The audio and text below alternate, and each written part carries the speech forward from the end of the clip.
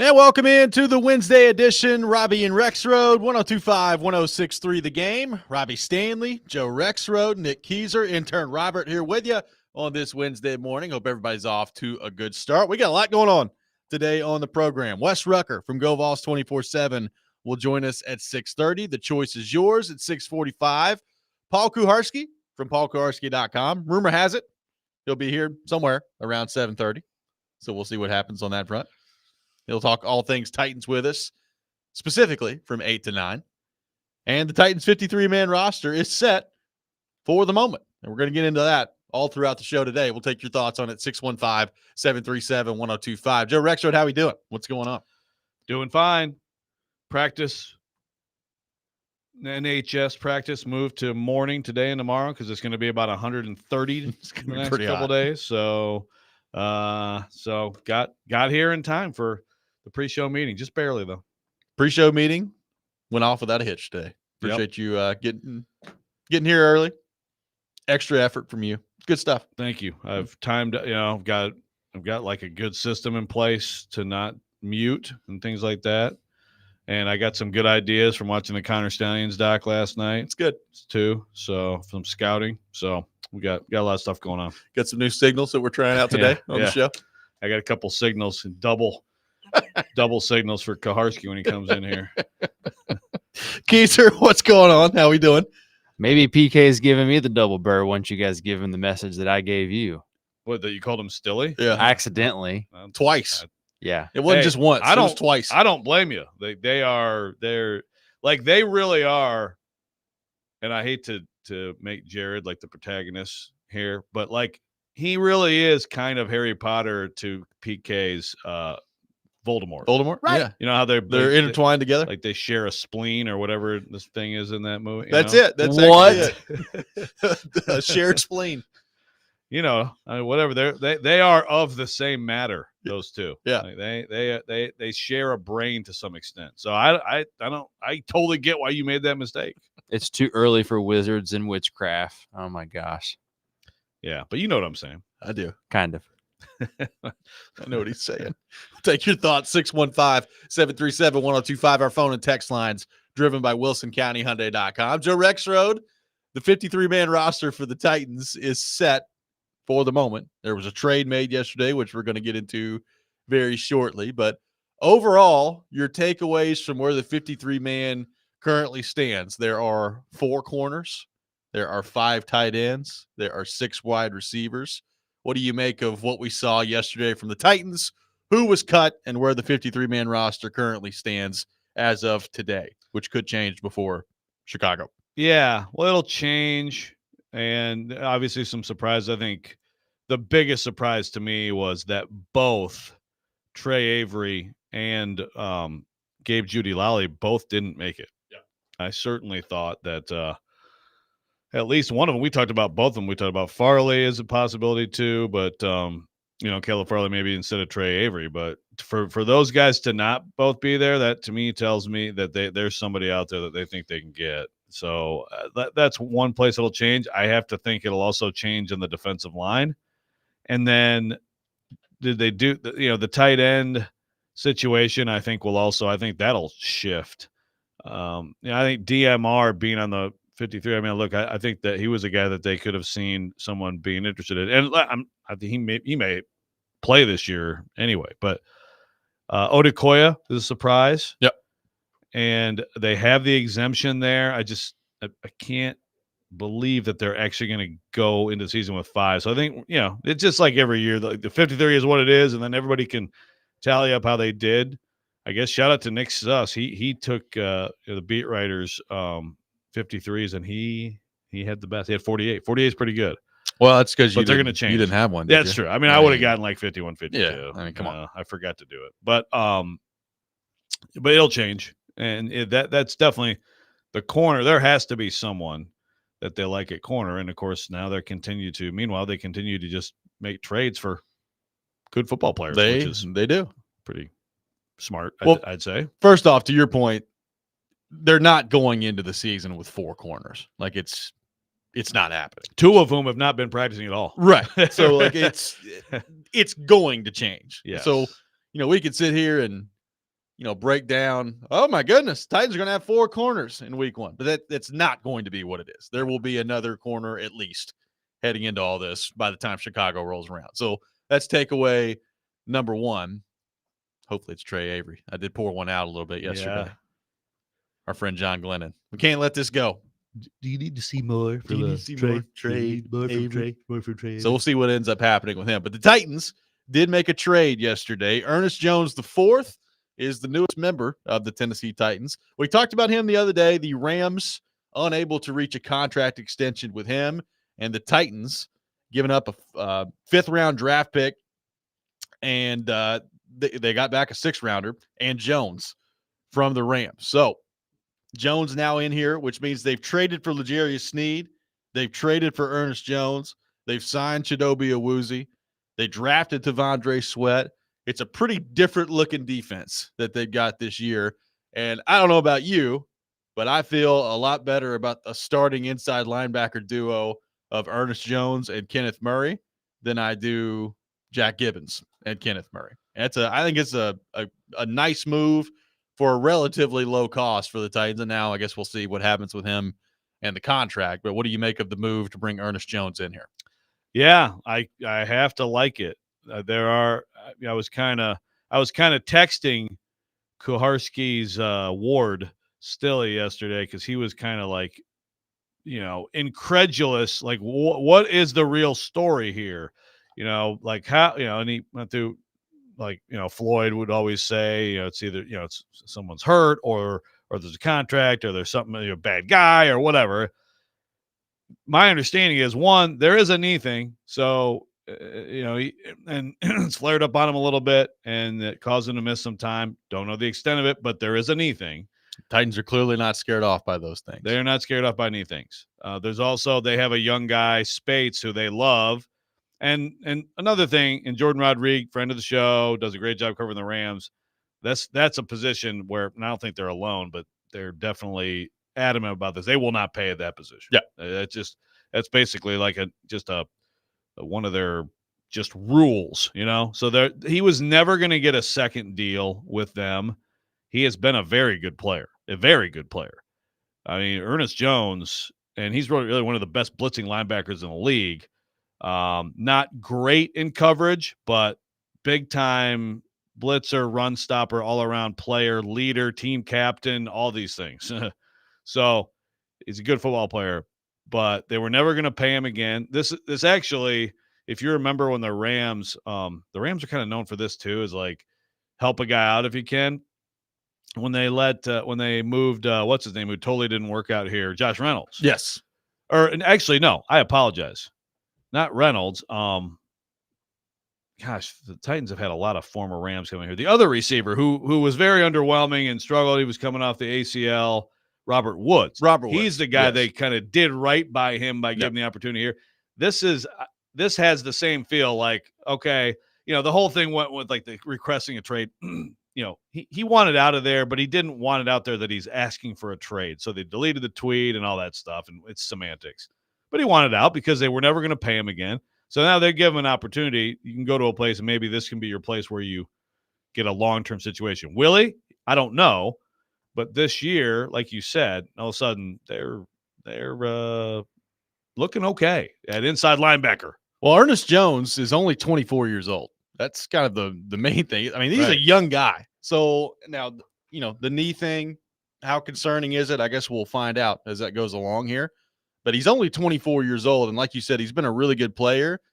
And what stood out to me when you watch him play and when you kind of read things about him, as you said, a very good blitzer. And it just makes you think about this defense as a whole with Denard Wilson and Kenneth Murray going after the football, Ernest Jones going after the football. Like, how many different ways are they going to try to attack the quarterback with blitzing in this defense? It's going to be really fun to see. And like you said, we'll see what the contract situation with him ultimately ends up looking back. Here's the quote from Sean McVay kind of talking about this yesterday. And he just said, it's a football decision. What we felt was best for the football team. He's an amazing guy. He was great for us for a few years, but we felt like this was best for our football team, which is basically his way of saying, yeah, we're not paying that position. Like, that's what it is. Yeah. Yeah. So look, as long as the knee is not a big issue, then I mean, I could tell you from my mentions yesterday, because like Jordan and I did a quick thing with some quick analysis at the Athletic. I mean, my goodness, these Rams fans are upset. Like, they are absolutely heartbroken. And it is like, if you're the Rams, I get it. It's like, I understand that after this year, you're not going to pay them. I guess it comes down to a lot of, they must really like this. Yeah. They got this UDFA who has just been a sensation in camp. But man, like, you're a playoff team. You're doesn't that hurt pretty you this year? good. Yeah. Like, even if the other how guy's does really this help good, you? having some Having depth it helps. Yeah, I know. So paying this year and then saying, okay, well, good luck to you, sir. Right. But hey, the Titans may benefit. And yeah, like, you look at the whole thing. Okay, those two guys inside, and there's still the question across from Landry for sure. Yep. But Harrell has kind of emerged. Think about Sweat and Simmons, and then like an Adams thrown in there, and what he might be able to do. And then if those corners are all out there and they are as sticky and as effective as they have been, that's a fun defense to watch potentially, and a real pain in the butt to play potentially. Absolutely. 615-737-1025, our phone number. The 53-man roster is set for the moment for the Tennessee Titans. We'll take your thoughts on that. We'll take your thoughts on the Ernest Jones trade that the Titans completed yesterday as well. Rant Carthon making some moves. More on that coming up next. Robby and Rexrode, 102.5, 106.3 The Game.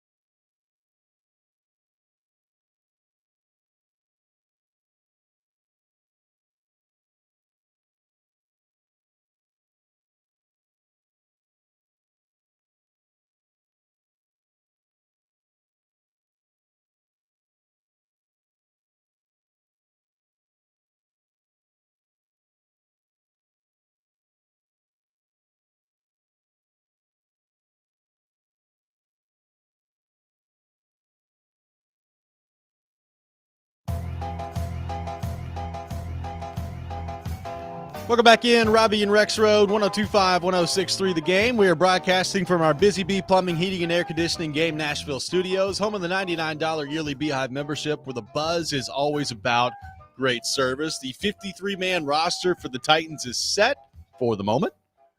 Another trade yesterday for Rand Carthon. Ernest Jones coming over for the Rams to start at inside linebacker. Taking your thoughts on all that, 615-737-1025. Another thing real quick I want to get your thoughts on, Joe. Third running back, no Haskins. Chestnut has made the team. What do you make of that? Is that a surprise? How do you view the Chestnut over Haskins aspect of this? It's a mild surprise. I think what it probably says is that there's other guys on the roster that they like as core special teams players.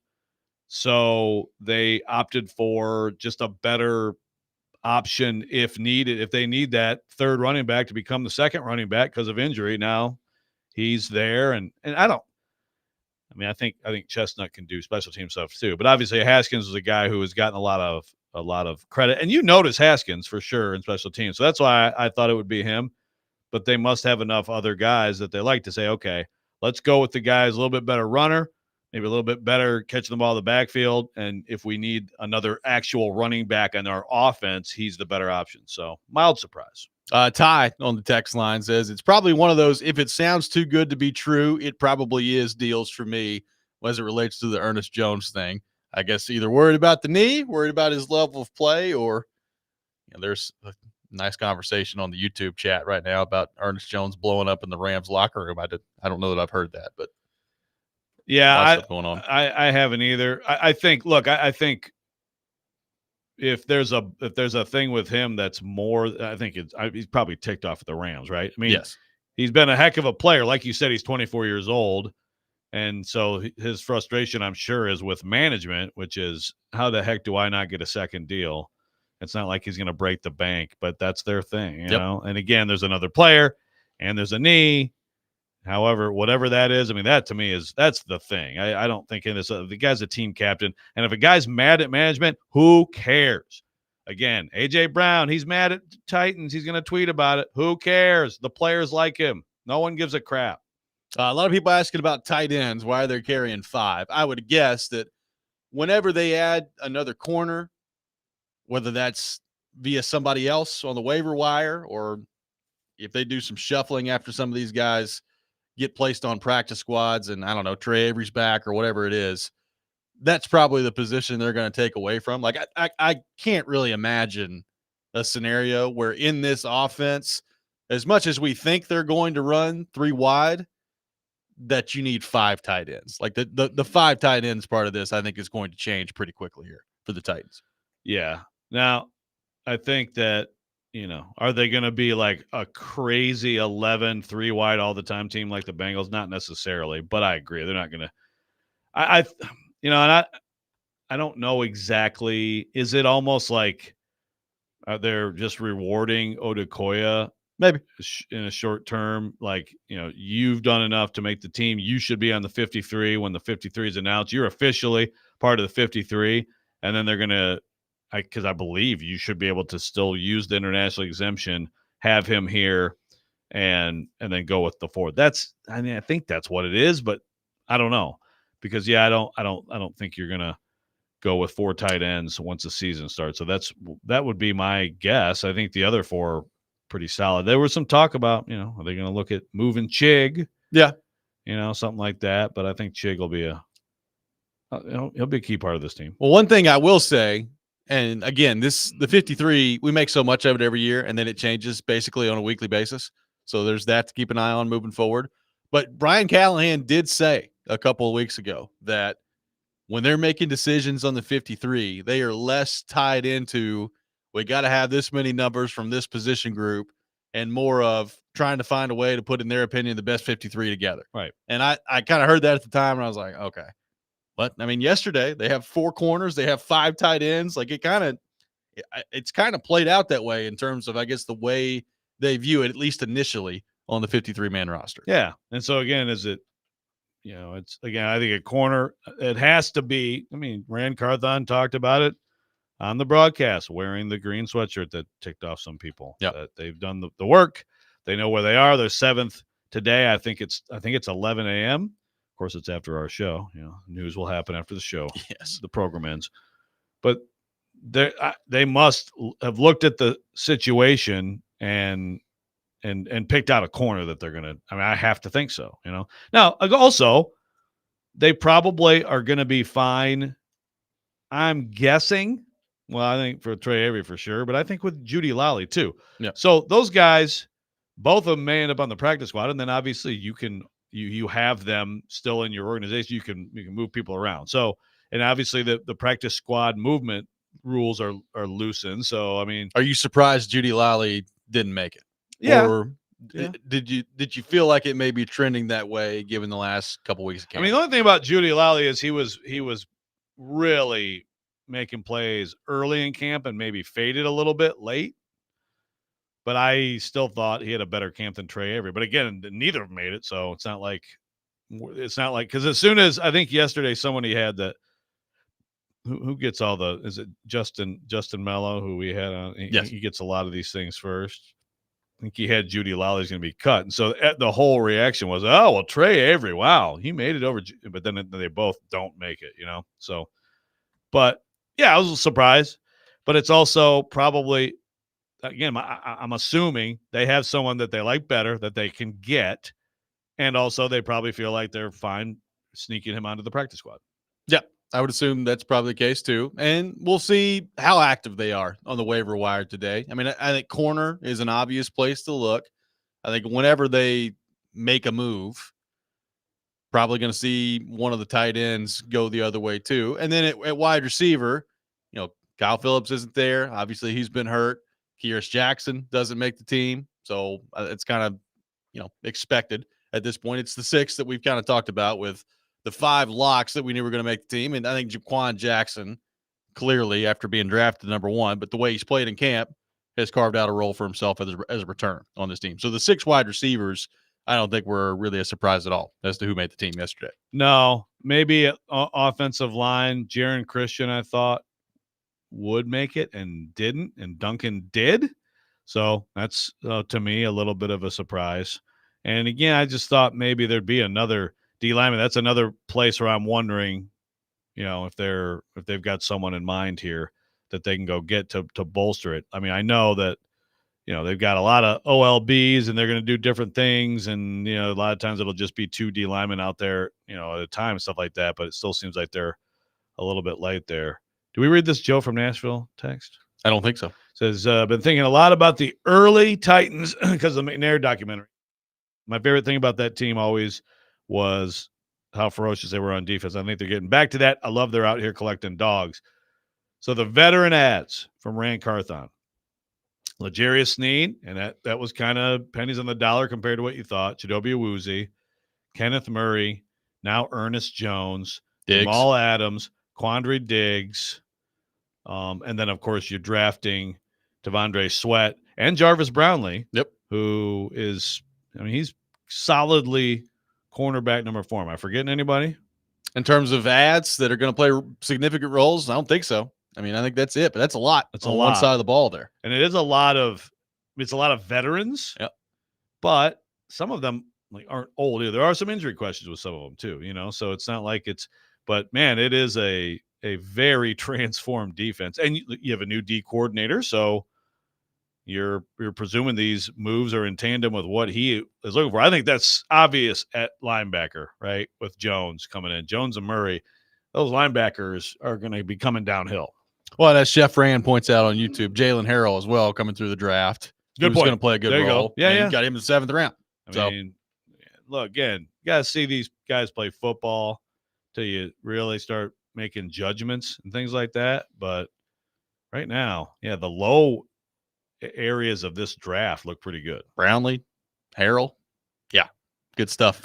Making up for Gray so far being, a tough situation. Yep. 615-737-1025 is our phone number. Wes Rucker from GoVols 24/7 will join us coming up next. We'll get into Tennessee and their week 1 matchup against Chattanooga as the season approaches for the Vols. The choice is yours with Joe Rexrode in the questions chair coming up at 6:45. All that ahead, Robby and Rexrode, 102.5, 106.3 The Game.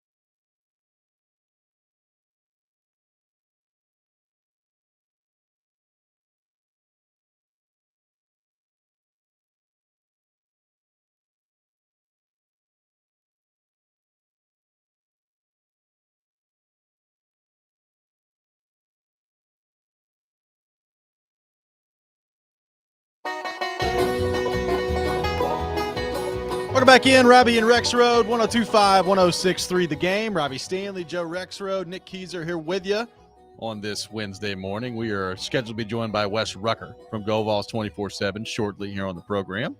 We are efforting him, so as soon as we have Wes, we'll bring him on the show. Taking your thoughts in the meantime, 615-737-1025, our phone number. YouTube chat's lively this morning. People ready to go on the YouTube chat. Yeah, pasty. Apparently you're pasty. Have I not been out in the sun? I don't know what you've been, but I mean, I don't see how you get to be called pasty. I'm just as pasty as you are. But I go pasty to red is the thing, you know? Oh, me too. That's the problem. Yeah. Yeah. Right. So it's best for us both to stay out of the sun. Yeah. I mean, some dude called in yesterday still was like, I heard there was a locker room problem. And apparently the station this is now official. I heard it on your station. So, okay. Yeah, I know a lot of things from callers on our station from time to time. Yeah. A lot of things go on. And we love our callers. We do. We keep it coming. But I did not listen to that call and say, oh, there's something there. You know, I think that he's definitely been mad at management. So the guy's mad at the suits. I mean, John Robinson here.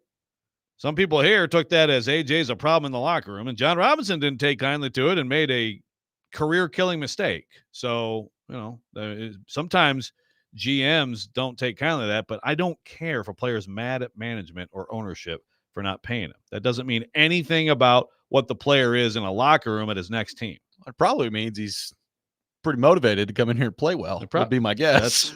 That's usually Which, if I'm Rand Carthon and Brian Callahan, that excites me. That's great. Yeah, come on in, buddy. Earn that next contract. That's definitely the most overused cliche in sports, but it is real too, which is the chip on the shoulder. And why do you have a chip on the shoulder? I prefer one-arm push-ups. I think we need to move away from chip on the shoulder and get back into the one-arm push-ups, just like that one week that the Titans were playing Miami and Tannehill was out on the sideline doing those. Stilly. I mean, he's going to be so motivated. He did play well that But week. if you have a chip on your shoulder, then you're doing one-arm push-ups, right? Yeah. Is it on the one arm that has the chip or the arm that doesn't have the chip? Tannehill played pretty well that week. 9-minute run. They beat Miami by like 30 points. Coincidence? You tell me. I don't know. Didn't seem like it to me. Someone brought up, by the way, I was going through all the new additions. Sebastian Joseph Day is also worth mentioning. He's on the team. And, yeah, look, I don't know how it's going to work out, but I don't know that I can remember an off-season. I guess the off-season that sees the new quarterback is always the more transformational off-season, but my goodness, have they done a lot. Has Rand Carthon done a lot? Has Rand Carthon done a lot of cooking, would we say? Well, he's certainly done a lot of cooking. Is it good cooking? I guess we're going to find out. Like, they're way different. I mean, they're way different on both sides of the ball. I mean, think about the amount of moves they've made and how much different this roster is than the one a year ago. It's going to be really entertaining to see how it comes together. I look at this defense and I can see the potential of it being pretty good. Like, I mean, based on their starters, like their starters that they've got right now, I think have a chance to be pretty good. Like, there's one, to me, glaring weak spot with their starters, and that's Arden Key. Like, Arden Key, I think, is a fine player. I'm not sure he's a starting NFL player, and I'm certainly not sure that he's a 3-down edge rusher that you want playing every down for you in the league. Other than that, like, I feel good about Sweat. We know what Harold Landry is when he's healthy. I feel way better about the linebackers today than I did this time yesterday with Jones coming in. And then you've got what I think most of us would agree is the most talented corner group that they've had on paper, maybe since they've been in Nashville with the Titans. So there's a lot to like on paper defensively. And then you get into, all right, who's staying healthy, who's not. You do have a first-time defensive coordinator calling plays or calling his scheme on that side of the ball. How quickly does all that come together? I don't know the answer to that, but you could see where it could be pretty good if they have reasonable health on that side of the ball.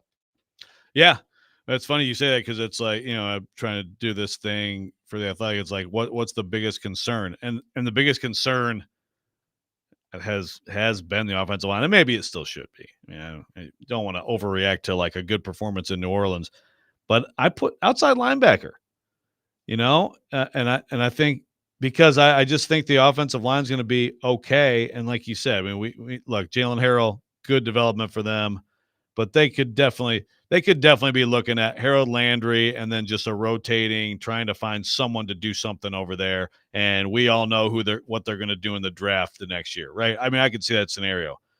But if the pressures work, if the pressures in tandem married to the aggressive corner play, married to or whatever in tandem with Sweat Simmons, you could see where, it's not like, how many defenses in the NFL are like feeling great about all 11 starters?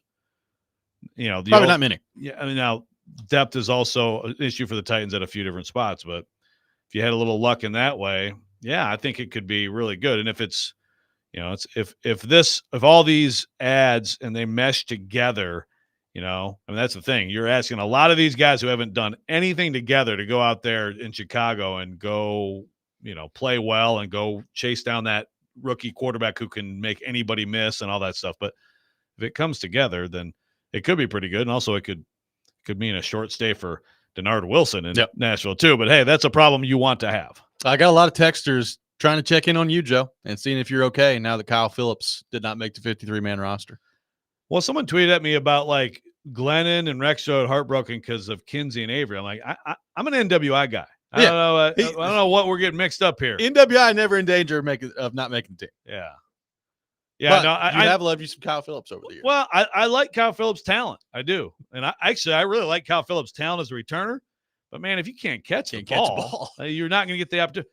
Think back to like when he was a rookie, like 2 out of 3 punt returns were electric. Yeah. So I like his talent. I even thought last year, and once they activate him, it's like, see, the guy can get open. The guy can get open. It'd be great to see him have a shot. Look, I'd advise the Lions, who are out there just scouring the earth for receivers, although their best player is a slot receiver, but still, I mean, you imagine Kyle Phillips catching the game-winning pass in the Super Bowl for the Lions, what that would do for you. Be ready to go. That'd be something else. It would be. Could also be Khalif Raymond. It will not be Josh Reynolds. It will not be Josh Reynolds. Dustin from Hopkinsville says, I could see 11 wins. I could see 8. Anything less than 8 wins will be a major disappointment with this lineup, in my opinion. This is from Dustin from Hopkinsville on the text line. I hear what he's saying there. I also know that even with the additions that they've made, you're going to be hard-pressed to find a lot of people picking the Titans win 8 games. That's just my hot take heading into all this. Yeah. Look, I like what they've done. What did I pick? Do we have to pick? We can do picks next week? Let's do picks, right? Yeah, we are. I mean, I've been in that 7-8 range. They could be better than that. I think the Austin Mock thing last week was like 6.8, right? So it's still, and no one outside, for the most part, in the NFL, that's where they're going to be picked because that's what they think of Levis. Yeah, that's what it is. But I think that they're right around that middling kind of 7-8 win team. And then if you win some close games, and that is definitely going to be about Levis. But if some of these ads have given you enough of an edge and you have some health luck, that's a big deal. Are their starters going to be their starters most of the year? Or most of their starters going to play? Are these corners who haven't practiced at all going to play this year?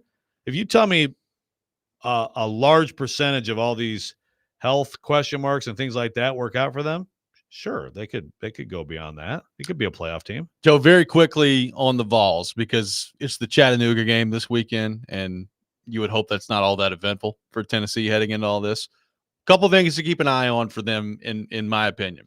Secondary, who's playing star, how much rotation is going on there in terms of who's in the nickel spot, who looks good out there. I mean, Christian Harrison has kind of come out of nowhere and is going to get significant playing time. I have no idea if he's starting, but he's going to get significant playing time out there for them.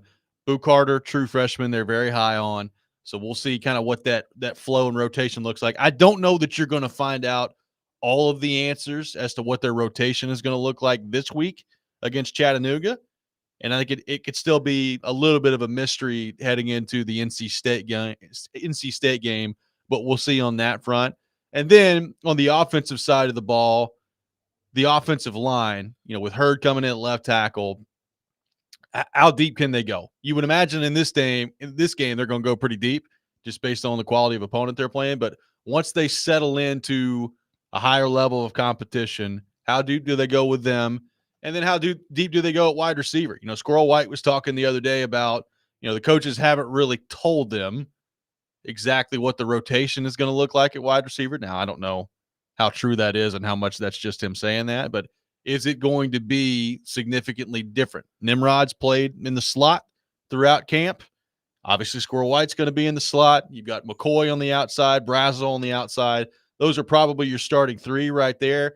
Beyond that, whether it's Caleb Webb, whether it's Mike Matthews, true freshman, how deep do they go beyond that? Going to be interesting to see as the season gets rolling.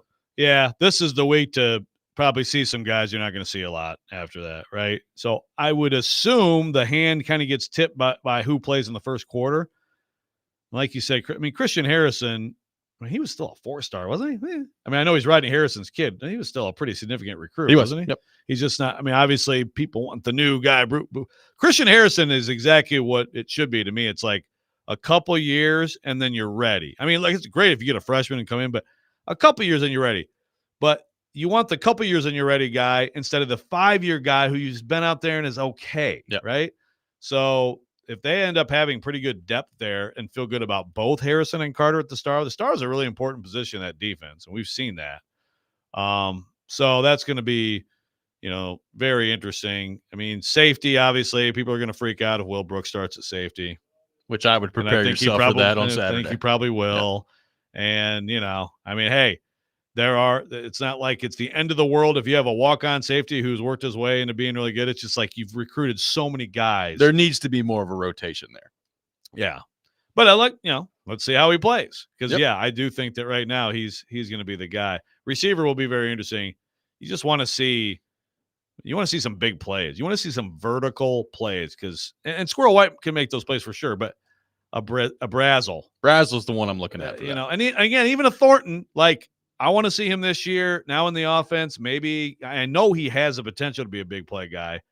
Can he be a guy that they can kind of weave in to some regularity and make some big plays in that? No, the way that offense is, just the vertical shots are obviously a huge part of it. He should be one of those guys.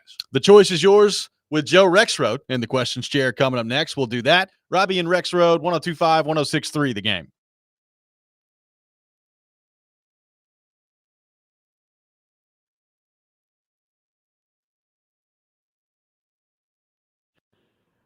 Hey, Robby Stanley here. You've heard us talk a lot about FanDuel, America's #1 sports book. Well, we've got something a little different for you now through September the 22nd. All FanDuel customers can bet $5 and get a 3-week free trial of NFL Sunday Ticket from YouTube and YouTube TV. Then with the YouTube TV base plan, you'll be able to watch every regular season Sunday afternoon out-of-market game.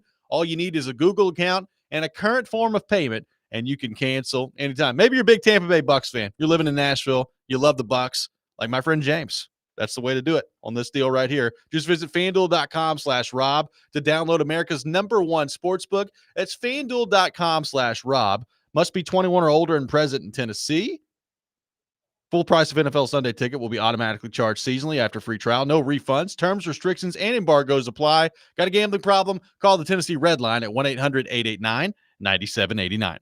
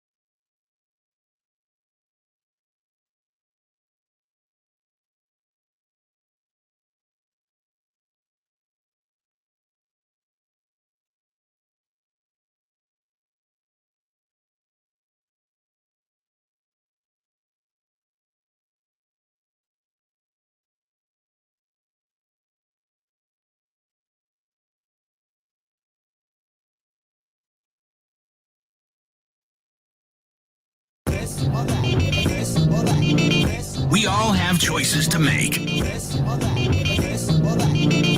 Like right now. It's The Choice Is Yours, now on Robby and Rexrode. It is time for The Choice Is Yours on Robby and Rexrode. We encourage your participation, as always, on our text line, driven by WilsonCountyHyundai.com, 615-737-1025, or our YouTube chat, which remains lively, youtube.com. Find Robby and Rexrode on there. This Ricky W is kind of a moron, huh? Seems like it. He likes calling us the pasties, though. I do like that. He's doing the bad info Kuharski reported. So give me the answer, Ricky. What's the bad? This is an intelligence test of you. This is your intelligence test. I don't have confidence he's going to pass it, but we'll see. I'm waiting. The choice is yours here on Robby and Rexrode. Usually every Wednesday morning at 6:30.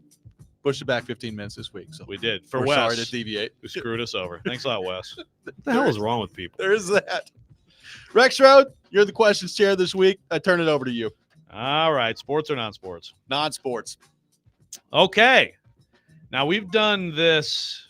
I've done other versions of this, but I don't believe I've ever done it in this way. What is the greatest football movie? We've done sports movie, but what is the greatest football movie of all time? Yeah. It would be easy to go Remember the Titans, and it's certainly on the list. I'm going to go a little bit different, though. This is just me because I've always loved this movie. Radio. Love that movie. It's awesome. Good call. Cuba Gooding Jr. It's kind of a forgotten movie. Yeah. That's a very good movie. I love that movie. I watch it every fall. So and, Radio is my answer. And also based on a true story. Yes. I like it. Okay. I think you already know mine. What is it? Go ahead. You can say it again. The Longest Yard. I mean, we repeat. Oh, of course it is. I like both. I like both. Was that your answer? Was that your answer for the greatest sports movie too? No. It was not. I'm sure. I think it was Miracle. Or something was, yeah. Oh, okay. Okay. Yeah. That makes sense. Okay. No, Longest Yard. I grew up on that. Hey, the first time I ever watched that movie, Longest Yard, was on a PSP. Really? Yep. Okay. Long time ago. But you like the newer one with Sandler over the Burt Reynolds version. Is that what you're saying? Yeah. Yeah. I like me. That's shameful. Some Sandler. Yeah. Shameful. Yeah. Remember the Titans is my easy answer. I've watched that movie like 35 times. I mean, is it Shawshank Redemption level? Godfather level? Not quite, but like I've watched it dozens of times. Or at least, like an hour of it. You know what I mean? Like it's on TV. Like I can't watch it now. I would throw in, I do like Little Giants. Little Giants, I was just about to say Little Giants deserves a mention. And look, Waterboy deserves the annexation of Puerto Rico. Great play call. Yes. And if we're going to do an Adam Sandler movie, then it's got to be freaking Waterboy. Come on. Yeah. Okay. Wait a minute. Did you say sports or non-sports? I said non-sports. Okay, good. I was like, oh, that's a non-sports question. Okay, sports. What sports opening day is best? What sport has the best opening day? You go first. Let me really think about this. Okay, so for me, and I would say as a younger person, I would have gone with MLB. I would have gone with Major League Baseball. But I've got to go. I'm going college football. I'm giving it a slight nod over the NFL. And understanding, I mean, the NFL is going to have a Thursday game. College football had a week 0 game. But, I mean, I'm talking opening day, right? Yeah. Opening day is the first Sunday. College football opening day is this Saturday. Here's why I give it the nod. Because you have more than 2 time slots and a night game. That's the NFL, right? You got the 12, you got the 3, you got the night game. And it's all great. I mean, believe me, it's fantastic. But with college football, you got 11, and you got stuff. I mean, even the Vols this week start 11:45, but you got different slots all over the TV. 2, 5, 7. You got late. You get a little Pac-12. Well, you don't get that anymore, but you know what I mean. You got a little Fresno. Oh, it's State. still there. We still got Pac-12 after dark. We still have, technically, but you can have tons of great games all day, and I give it just the slightest of edges over the NFL for that reason. I'm going NFL because I think there's better matchups in week 1 in the NFL. Like there's some good ones in college football too. And I'm more excited about college football opening than any other sport just because college football is my thing. But I think NFL is the way I would go just because I think you usually get some pretty good matchups in week 1. Like honestly, like if you look at this weekend's college football slate, Miami, Florida is good. Georgia, Clemson is good. Texas, Notre Dame is good. There's some really good ones. There's a lot of. I think I saw Andy Staples say this is the most FBS versus FCS games in one weekend in the history of college football. There's a lot of crap this weekend. But a couple of those are going to be could way be more doozy. interesting than you think. Could be doozy, but I'll go NFL. Yeah, because Montana State won, by the way, to open up. So, no, I would say just because of the energy in the air, college football. When I got my taste of it at Western Kentucky, that was my first bit of, as a student, loving something like that, and then also to going home and watching other games. So, I'd say college football. So there's just something different about it. How the heck could you not go NHL? I know. I'm so I disappointed. was really I'm counting on sorry. you. Yeah. All right, non-sports, the greatest sports, and this is after I just watched Sign Stealer last night, the greatest sports documentary ever made. All right, you go first. Well, I think now some people will be like, this is beyond sports, but I mean, there's not a close second in my opinion. O.J. Simpson Made in America is, I mean, maybe the best documentary I've seen. So if we're counting it as a sports documentary and it is a sports figure, then I think it's an easy choice. Now, if some people would be like, well, it's too wide range, too wide ranging and not really a sports focused doc, then if that's the case, then give me my Red Wings Avs one from a couple years ago when we had Darren McCarty on here. That was gasoline. But yeah, I got to go Made in America. I'll say one to make you mad. The Last Dance, Michael Jordan. Dude, come on. I enjoyed the heck out of it. That's a hagiography. I think the main reason I enjoyed it the most was there's literally nothing going on at the time. It was well timed for everybody watching it. It was. Because There was what no else sports. What else are we going to do? But I thoroughly enjoyed it. I'm going The Last Dance. I mean, I enjoyed it too. I'm not saying they didn't have good stuff, but my God. Like documentaries You're just mad he took a shot at Isaiah over and over again. I like that, but documentaries, I don't like the glossing over of some of the stuff about him. That they can't be done by the freaking subject. I mean, you can't. Why are you ripping apart my answer? What are you doing? I'm sorry. I think you're wrong. Okay. So Wrong. I would agree. I think during COVID, I really enjoyed The Last Dance, and then I've rewatched episodes as well. However, intern Robert's given me some inspiration to go watch one that is more new to me. Malice in the Palace. Have you guys seen that? I have seen that. The crazy thing is I haven't, which is really a huge. You haven't seen that? I know. Isn't that ridiculous? Wow. No, I'm going to see it. Yeah. Today. I've heard it's good. Yeah. Yeah. Okay. That's a good answer. I finally finished the McNair one, by the way. Not very good. Retold. Very disappointing. Yeah. Yeah, exactly. Retold with nothing new. Okay, last one, sports. The biggest villain, and again, this is a little Connor Stallions, and he could be your answer if you want. The biggest villain in college football history. And by the way, I'm eliminating like horrific crimes that put people in prison. Right. So I mean, you could make that your answer if you want, but I'm keeping it like sports villain. All right, you go first. I've got a couple that I'm trying to decide between. I got to go Urban Meyer. He was on the list. I just because, and I do think that the Harbster made a strong run at him before. The Harbster is somewhere in there, but I mean, Urban with the Florida stuff and all that came out of that, and then the Zach Smith stuff, and he was just and just his dislikability, right? I think that, and maybe it's even a little bit of like post college, his NFL complete flame out. I think he's the guy. He's the choice.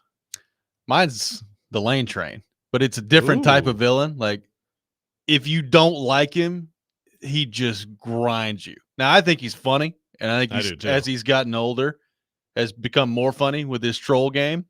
But there's some Tennessee fans that still hate that guy. Yeah. That's a good one. I'm going Lane. Okay. Growing up, I'd say Nick Saban, and then also Urban Meyer kind of falls close to that realm for me as well. Just because of the winning? Yeah, that's what I would say. I can't believe no one had Spurrier, man. Spurrier is like I love Spurrier. Well, I do too, but he's a great villain. It's kind of like it's similar to Lane, right? I went to school with Spurrier's grandson, by the way. Nice. Steve Spurrier, friend of the show. Mm-hmm. Yes. Yeah. I'll try to get him on.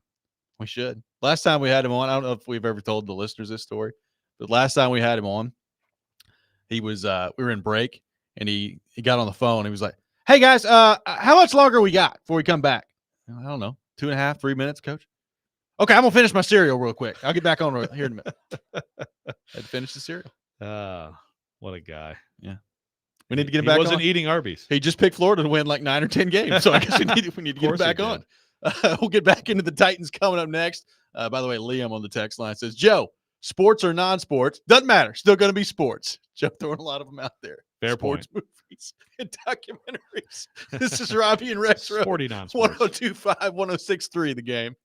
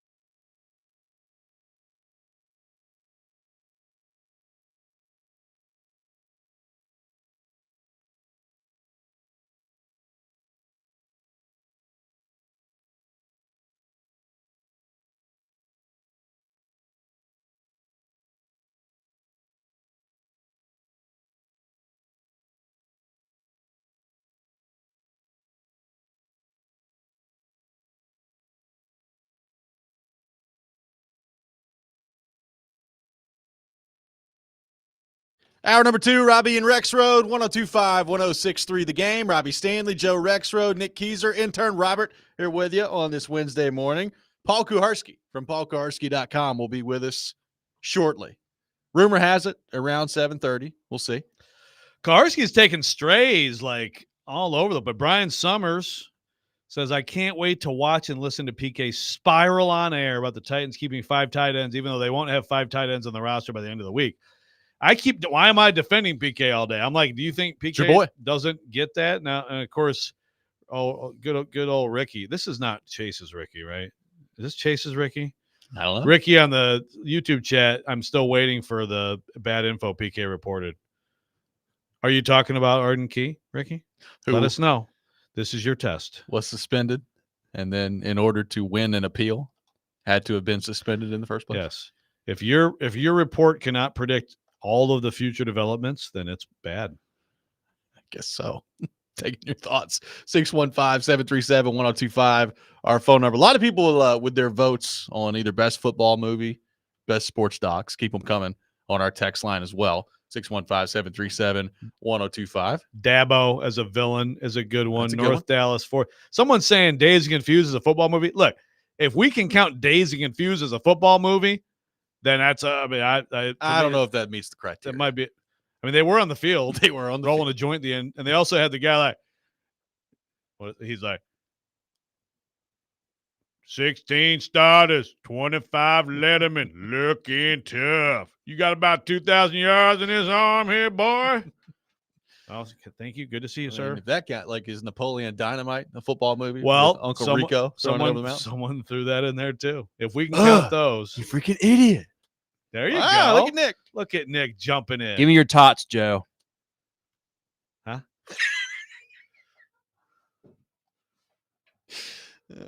Look at Nick watching a movie. It's good stuff. Remind me. Napoleon, give me some of your tots. Oh, there's No, the go tots. find your own. I think we may have just stumbled into Keyser's sweet spot. over Okay. there. Big Napoleon Dynamite fan. No, I would not. I like that movie. I would not. I still wouldn't. Even if I could count that, I wouldn't put that there. Liam's a good point. Revenge of the Nerds. John Goodman, football coach. Yeah. The football players beat up the nerds. Yeah. I mean, if we can stretch things a little bit, then but yeah, I think Daisy. Well, if that's the case, if we can count all those things as a football movie, then the greatest football movie of all time, without question, is Forrest Gump. It's Forrest Gump. If we can count all that other stuff. I mean, he's a college football player. Yeah, well, Lenny just came with my answer, which is Fast Times at Ridgemont High. Jefferson. I mean, I'm still going Gump. When Lincoln messed up Jefferson's Trans Am, Which Forrest Whitaker, by the way, one of the great actors of all time. One of the most underrated movie villains of all time, Jenny from Forrest Gump. That's a Just great dig point. into it. She absolutely she is a villain. She absolutely messed with his head and then just pops in at the end to get the money. By the way, that's pretty bad. I'm sick. Yeah. Need your help. Okay, I'll marry you. All right. Don't touch me. So you're telling me there's a chance? 615-737-1025. We've discussed the Ernest Jones trade that the Titans pulled off yesterday. Now a new starting linebacker duo of Jones and Murray, we would assume, at that point. Defense got a chance to be pretty good. Offensively, we went through the 53-man roster. You keep the 6 receivers. Julius Chestnut's your third running back at this point. I would assume, hopefully, Hopkins will be ready to go in week 1 against Chicago. The offensive line, what do you make of what they've done with their 53 on the offensive line? Jalen Duncan making the team. I looked at the 53 yesterday, and specifically their group of linemen, and I thought to myself, all right, well, what happens if Latham goes down, or what happens if Petit Frere goes down? You've got a Juku there who they started off camp as the starter at right tackle. So maybe if it's right tackle, that's your answer. But I kind of view Brunskill as a guy that I think might just be their utility knife on the offensive line. Like if somebody goes down somewhere, then Brunskill may end up being the answer. Like you're saying even at tackle? Like if Latham went down, you could probably move Petit Frere over to the left side. And Brunskill's played right tackle before. Now, I don't know if that's who you want playing right tackle, but I like Brunskill. To me, kind of seems like the backup at a lot of different spots on the offensive line. That's just the way I'm viewing it. If he is the swing everything, then they should give him a raise. You know, Well, I agree. They prepared him to be the backup center, but yeah, I mean he has. Based on what He you never saw played from a snap a Ojukwu, tackle here, right? no. Based on what you saw from Ojukwu, would you rather have him at right tackle? Would you go Brunskill? I tell you who I don't want on the field. I don't want Jalen Duncan touching the field.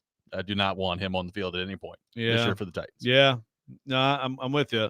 It's a good question.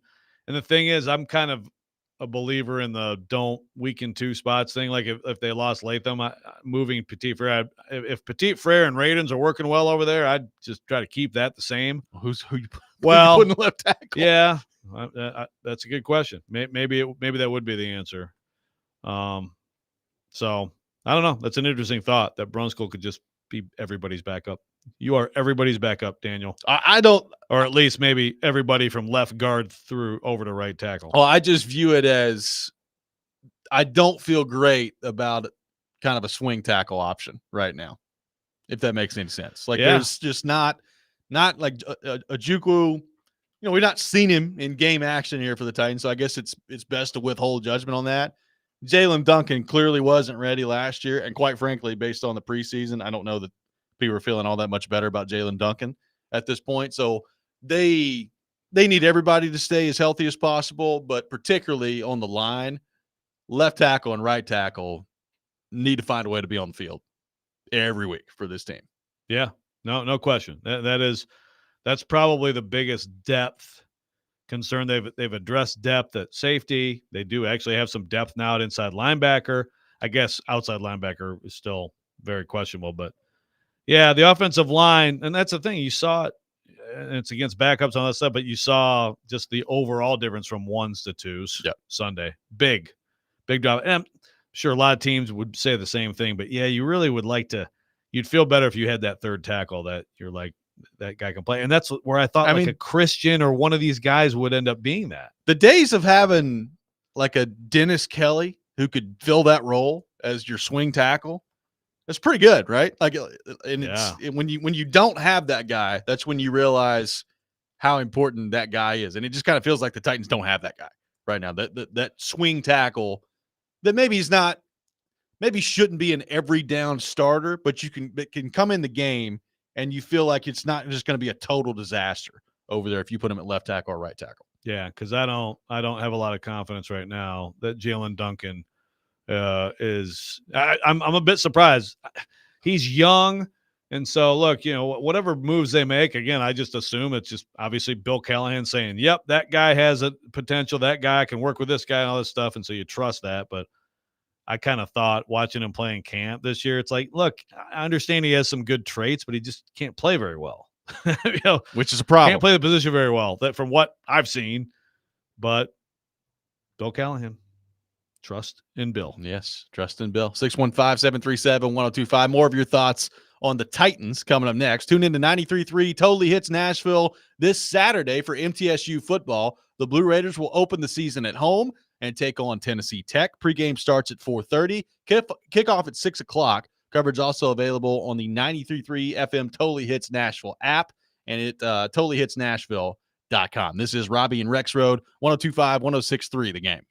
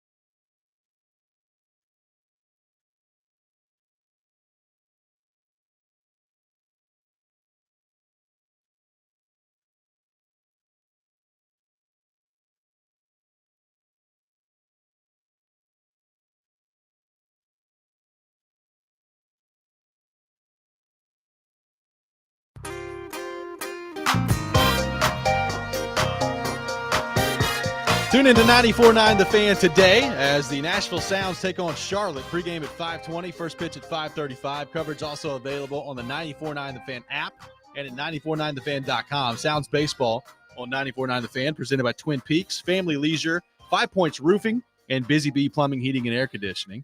Welcome back in, Robby and Rexrode. We'll have the Rob Rant coming up later this hour at 7:45. Rexrode not ranting today. I will not rant in front of Dill Hole. But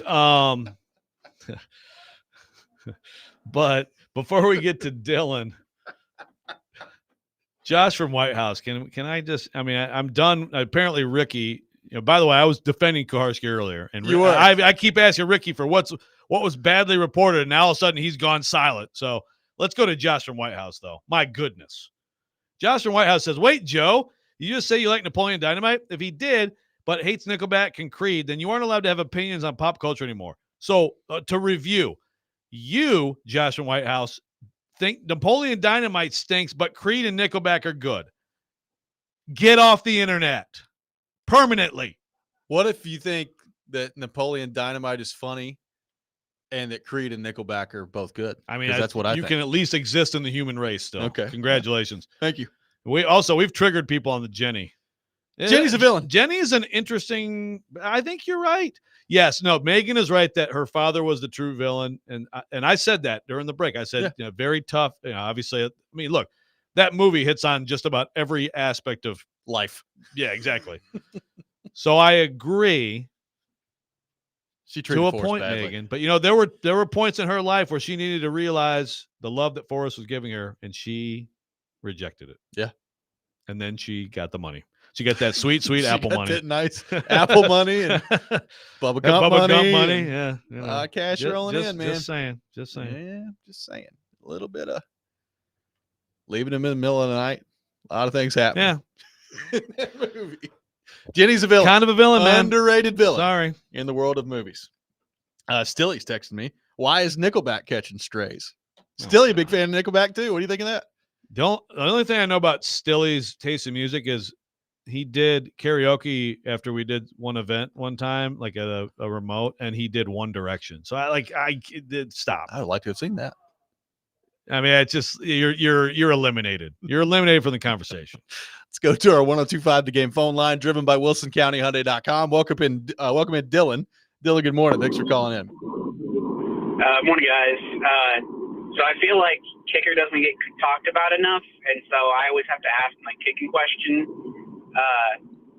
Folk's not going to last forever, and they waived that undrafted free agent kicker Braden Narvison, and I'm wondering if they try to sign him to the practice squad, or if you guys feel that they should have let him go, just because he could be swiped up by anybody else, and I'm just thinking about the long term fate of the position, just because we haven't really had many solid kickers in the past. So just want to know what your guys' thoughts are on that. Yeah, thanks for calling, Dylan. Appreciate it. I think if they're able to get him through the practice squad, that would be worthwhile. I think he showed enough in the preseason where you feel like you might have something there. I do not think at this point, based on what we've seen from Folk, that he was going to unseat Folk. Now, I do agree with Dylan from the stand, and we've talked about this 1,000 times. At some point, they've got to find a kicker that is their quote-unquote kicker of the future. Like, you can't just keep going back to the well of 40-year-olds every year as your kicker and think that that's a long-term solution. You need a guy moving forward that you feel good about being your kicker for the next 5, 6, 7, 8 years. Is Narvison that guy? I don't know. We went through, after the second preseason game where he hit the 59-yarder and then the game winner, we went through his college stats, and they were okay. And sometimes we see that where you're okay in college and you continue to get better and you improve and you're pretty good in the NFL. First off, I'm interested to see if somebody else picks him up. There are some teams that need a kicker out there. We talked about Malik Willis to the Packers. Well, guess what else the Packers need? A kicker. So we'll see if Narvison is that, or if they get him through the practice squad. But if he does go through, I think it's absolutely worthwhile to have him on the practice squad. Yeah, for sure. And I think, making a prediction, I think they will get him through. The 59-yarder was fantastic, and that was a big night for him. And maybe that helps him. His career consistency level was not quite what you want it to be a starting kicker in the NFL. Look, Sunday at New Orleans, he had like a 26-yard field goal. It misses from about 35, maybe 32. I mean, he pushed wasn't great. bad. And again, it's just one field goal, but is he going to be that high level of consistency? If they do get him on the practice squad, can he get to that? I don't know, but I agree. I think it's worth the flyer if he's on the practice squad. I don't think anybody's going to pick him up. I would lean that way too. Like I know he made the 59-yarder, and that's good to see. Did he show enough in the preseason where somebody who has not worked with him to this point is convinced that he's their answer every NFL Sunday at kicker? I don't know that he did that, right? Like, I mean, it was a great game against Seattle. Obviously, the 59-yarder shows you he's got a good leg. Right. So you like that. But did he show you enough where you feel like, I mean, yeah, this guy's absolutely an every Sunday kicker for us? Quite frankly, if he did that, then maybe the Titans would have made him their kicker over Nick Folk at that point. Sure. Even with as good as Folk has been. It happens. It happens in the league. Folk it happened to Brett Kurt here.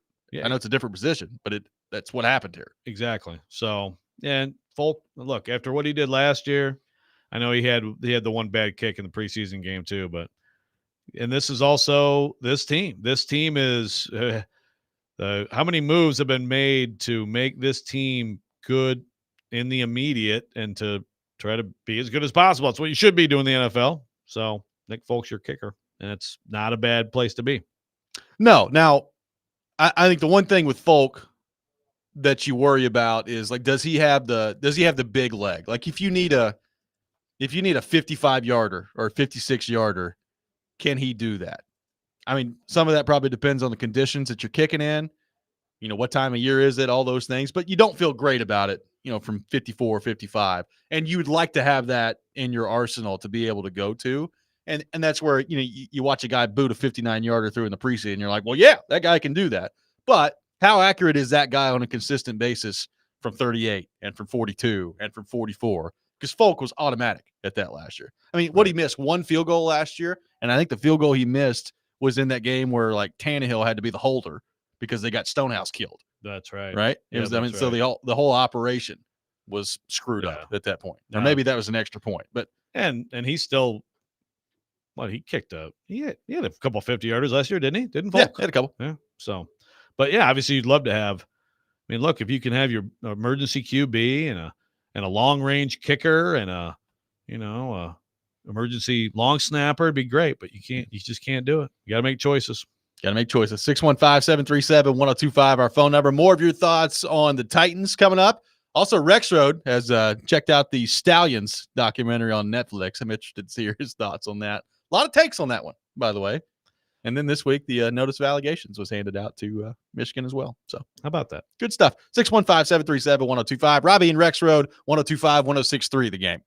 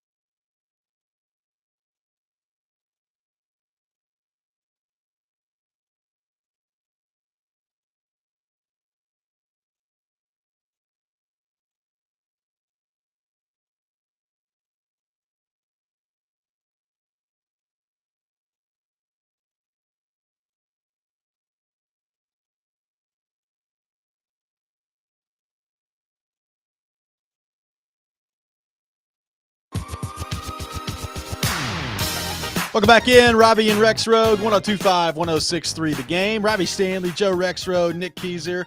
Paul Kuharski from paulkuharski.com is with us on the program. He'll be with us for the next hour and a half. PK, what's going on? How we doing? Good morning. Well, if you hadn't heard, Robbie and I hung out in Pittsburgh. We did. For Yeah. a couple innings. Did you guys get Wild coincidence. Did you guys get any Permane brothers? I had finished my Permane Brothers. Okay. I Any didn't Iron City? Any Iron I did. City? I had probably Permane too Brothers much. and Iron City too much like. Iron Too much Iron City. There's an Iron City mango, by the way. These guys are Pretty very good. loyal to their seats. I don't understand that. Like you buy tickets out in right field, and then if there are like several rows open behind the plate, you move your ass. Oh, you're totally the guy who would do that. No, I'm going to sit here now. No, I'm going to sit here I now. didn't go anywhere near the seat that I bought. I never do. PK had a good spot, man. What a Bostonian. What's Beautiful that? park, by the way. PNC's awesome. Great place. Great place. I think the best park in the country. I haven't been to a few, but you think great. you think it's better than Wrigley?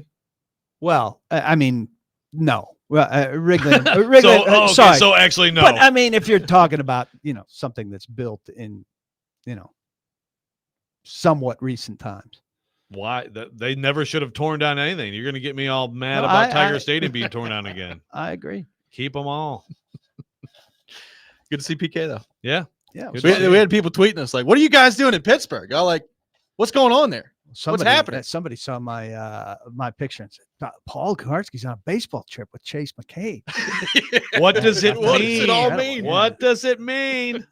I said, we spent some time together, but it is a complete coincidence, which was weird. It was. I got a text in like the fourth inning from PK. He was like, you here? I was like, yeah. Are you? you here? Good He stuff. thought I there. was scamming him. I did too. Yeah. Good stuff. And that was the last time that was, we reviewed the last time that you'll ever do a rant in front of me, Yeah, we did. Oh, we absolutely. did. Yeah. I still got to go back. which and wasn't a watch. rant. Yeah. It was a You gonna- lesson. What you gonna do? You gonna do that? You gonna do the definition of a rant? It was just an instructional Right. lesson. Like that how didn't many qualify times as can a you rant. say the same thing? I could say it until you concede that, in fact, it was not Okay. a rant. All right. Well, I'm ranting today. Okay, I'm gonna look up. I'm gonna look up the internet. Okay, here we go. Douche. Okay, it's a French word. It's some D-O-U-C-H-E. strong language. A for douche the is a kids term who for are a in the device car right used to now. introduce a stream of water into the body for medical or hygienic reasons. And yet, I feel like the definition of it is sitting right next to me. You're Help me figure it out. Nick. How is he so hurt by this? You were part of I'm not this. hurt by this, but you've said the same thing 20 times. Like, we get it. It's not a rant. You said the We same get thing it. 2 years in a row. Joe, Nick, it's so much of a life lesson. I agree with PK on this one. You It was also- more of like you were bitching at the fact that people had No, to no, behave a get- certain keys are way going out. on a Friday night, He which said, I totally he said, get. don't it. bemoan the refereeing. I came in and said, how was the game Friday night? Go, oh, these calls. Oh, my God. We also They have called my son offsides. And he was onside. I didn't threaten them though. I didn't scream at them. So Nick, you do this show every day, and you know that we often don't have a rant. Well, when Yeah, the right? consultant Okay. said he wanted a daily rant, he wasn't saying, give me a rant every couple of days, and the other days fill it in with niceties. No, he said, "Here, this is something that you can bring people back for." I love, you know what, PK? I'd love for you to have a daily rant section, and you can just scream about whatever. Bring me I aboard. mean- I mean, I'm ready to go. That's your- what I do. Your rant was like 5 seconds of this announcer shouldn't have done the game, and that's the end of my rant. Was You're like in a fact little a kid rant. sitting in Well, the you didn't leave me corner. much time after your 10-point plan We for had plenty of time. watching high school football. We had plenty of time. We sat there and listened re- to you. he's continue red to talk again. about it. He's right again. He's ready We again. repeated it. And I have a complaint. I went back on the YouTube to try to watch this because it's one thing to listen to it, but I wanted to see, The redness. how red your face got. I went back to look at it on YouTube. It's not there. Oh, really? Did we- Joe had it. Did Joe you had get it erased. removed? I had it What's moved. happening? You know me with technology, so maybe I did. Wow. And I loved your tweet yesterday about pouring one out for Trey Avery Oh, with man. the video from Johnny. We He could really- ask a question today, and there's practice squad hope. What do you think, Joe? Trey Avery practice squatter? They're thin at corner. Yeah, I think so. Yeah. Gabe Uh, Lally should be first. Brian Summers says that you don't understand that there's not going to actually be 5 tight ends, and you've been flipping out about it. Is this No, true? I'm not flipping out about it. It is a weird roster shape at the beginning. They'll change it. They have 4 defensive linemen that absolutely have to have 5 or 6. So one of them will be gone. But Same with you know, corner too, right? Yeah, same at corner. But I don't know that it serves them particularly well right at the beginning. We'll see how it shakes out. They did have 5 tight ends on the 2015 roster, and it lasted for 5 games with Chase Kaufman as the 5th in the last year of the Ken Wisenhunt era. The story up about that. Nice. Joe, you viewed the Connor Stallions documentary on Netflix last night. Highly anticipated. What was your takeaway from that? Either of you seen it? I have not yet. No, I've not seen it. Nick, seen it? No? Okay. Yeah. So first of all, it's well done. They did a good job. I mean, they got Connor Stallions going to the national title. Like they got Connor Stallions. They got him and his parents and his whole family, and he has not talked to anybody else. So I give him credit. The production is good. It's not as much of because I thought it was going to be, well, we got Connor Stallions. So again, I thought it was going to be like your beloved Last Dance, which is like, let's say all the great things about Michael, and then we'll just ignore all the bad things. Yay, Michael. When he's a jerk, it's just because he's a competitor. Whatever. It's fine. This was not the hagiography of Connor Stallions I feared it would be. So it was good from that perspective. I think, like, comparing it to the McNair doc, it was a much better done doc. Okay. Now, Connor Stallions himself, I mean, and you know how this is with college football. It's like Michigan fans see this, say, see, Connor told you, he didn't cheat, and whatever he did was all on his own. Say, it's right there in the doc, right? And, of course, anybody else who's not a Michigan fan will see this, say, oh, so he admitted to cheating. And when he was asked directly by the NCAA, they actually had video of the NCAA interviewing him about being at the Central Michigan game. He's like, I don't recall being at a specific game. And then his lawyer tried to change the subject. I mean, the thing is, you come away from it objectively saying, oh, so everything that they said he did. Yeah. But the big question is his lawyer's trying to make it, well, how did they get the information about the spreadsheets and all this stuff? Because he's like, well, if people were going to games and I'd like buying tickets to games, and then if they sent me some video, they sent me some, I mean, it was a lot of BS from Connor Stallions. I'll give you Pat Forty, who I think probably sums it up as succinctly as you can. Quote, he wrote a review of it. This is Pat Forty. Quote, obsessive fanboy dedicates his life to Michigan football, ingratiates his way into the program, and works to help the Wolverines win by any means necessary. Because he's smart and a hard worker, he creates a niche for himself. Because he's a devious weasel, that niche involves going to extraordinary lengths to steal opposing teams' play signals. And blah, blah, blah. And he joins the rogues gallery of con men who help make college sports so weirdly fascinating. I mean, that's a nice write-up right there. That is a good write-up by Pat Forty. I mean, that's what it's like. And, there's a lot of good interviews in it and things like that. Nicole Auerbach, friend of the show. Dan Wetzel, friend of the show. Tony Paul, Michigan Stater, who goes off on the Michigan man thing. I mean, it's worth watching. I would definitely recommend it. And I was pleasantly surprised because I thought it was going to be straight up excuse making. Yeah, I thought there's a lot from him that is. I mean, he says his piece. It's like, I mean, I didn't need this film. I already had the signals figured out. And it's like, okay, then why is there a huge network of people going to these games and illegally filming the games? Well, I thought it was going to be a Connor Stallions puff piece. So the fact that it's not that excites me. I'll watch it. I'll watch it. That was a good conversation about best documentaries. I don't remember specifically these two, but subject matter for me of Miracles and Men and Do You Believe in Miracles? Yeah. I'll watch anything about the 1980 hockey Olympic Those are team. Both about the 80 team? Yeah. I have not seen either of them. I've seen the movie Miracle. Yeah. Who did those docs? One of them is I don't know. One of them is on Disney Plus right now. One of them's on Amazon Prime. So they're new. No, I don't think they're new. Well, I mean, check it out. What about Made in America though? I don't know. Tell me. Have you ever seen OJ Made in America? Oh yeah, it's excellent. Okay. Good stuff. We'll have to check out. I agree with you about the Jordan one. I mean, it's just too much hype. You can't produce it has to be some objectivity in a documentary. It can't be self-produced. Captain and the Jordan one. If you're producing it, it lacks a certain objectivity. Well, since we're talking Michigan, the Fab Five, Jalen Rose did the Fab Five. Yeah. And it's like, it's like publicity cringe. film. Yeah. Yep. 615-737-1025, our phone number. The Rob Rant coming up next. We'll get Yeah. into all things Titans. Have some of that, from 8 PK. to 9 with Paul Kuharski I'll as well. enjoy it. He might actually Rex rant. Road 1025, 1063 the game.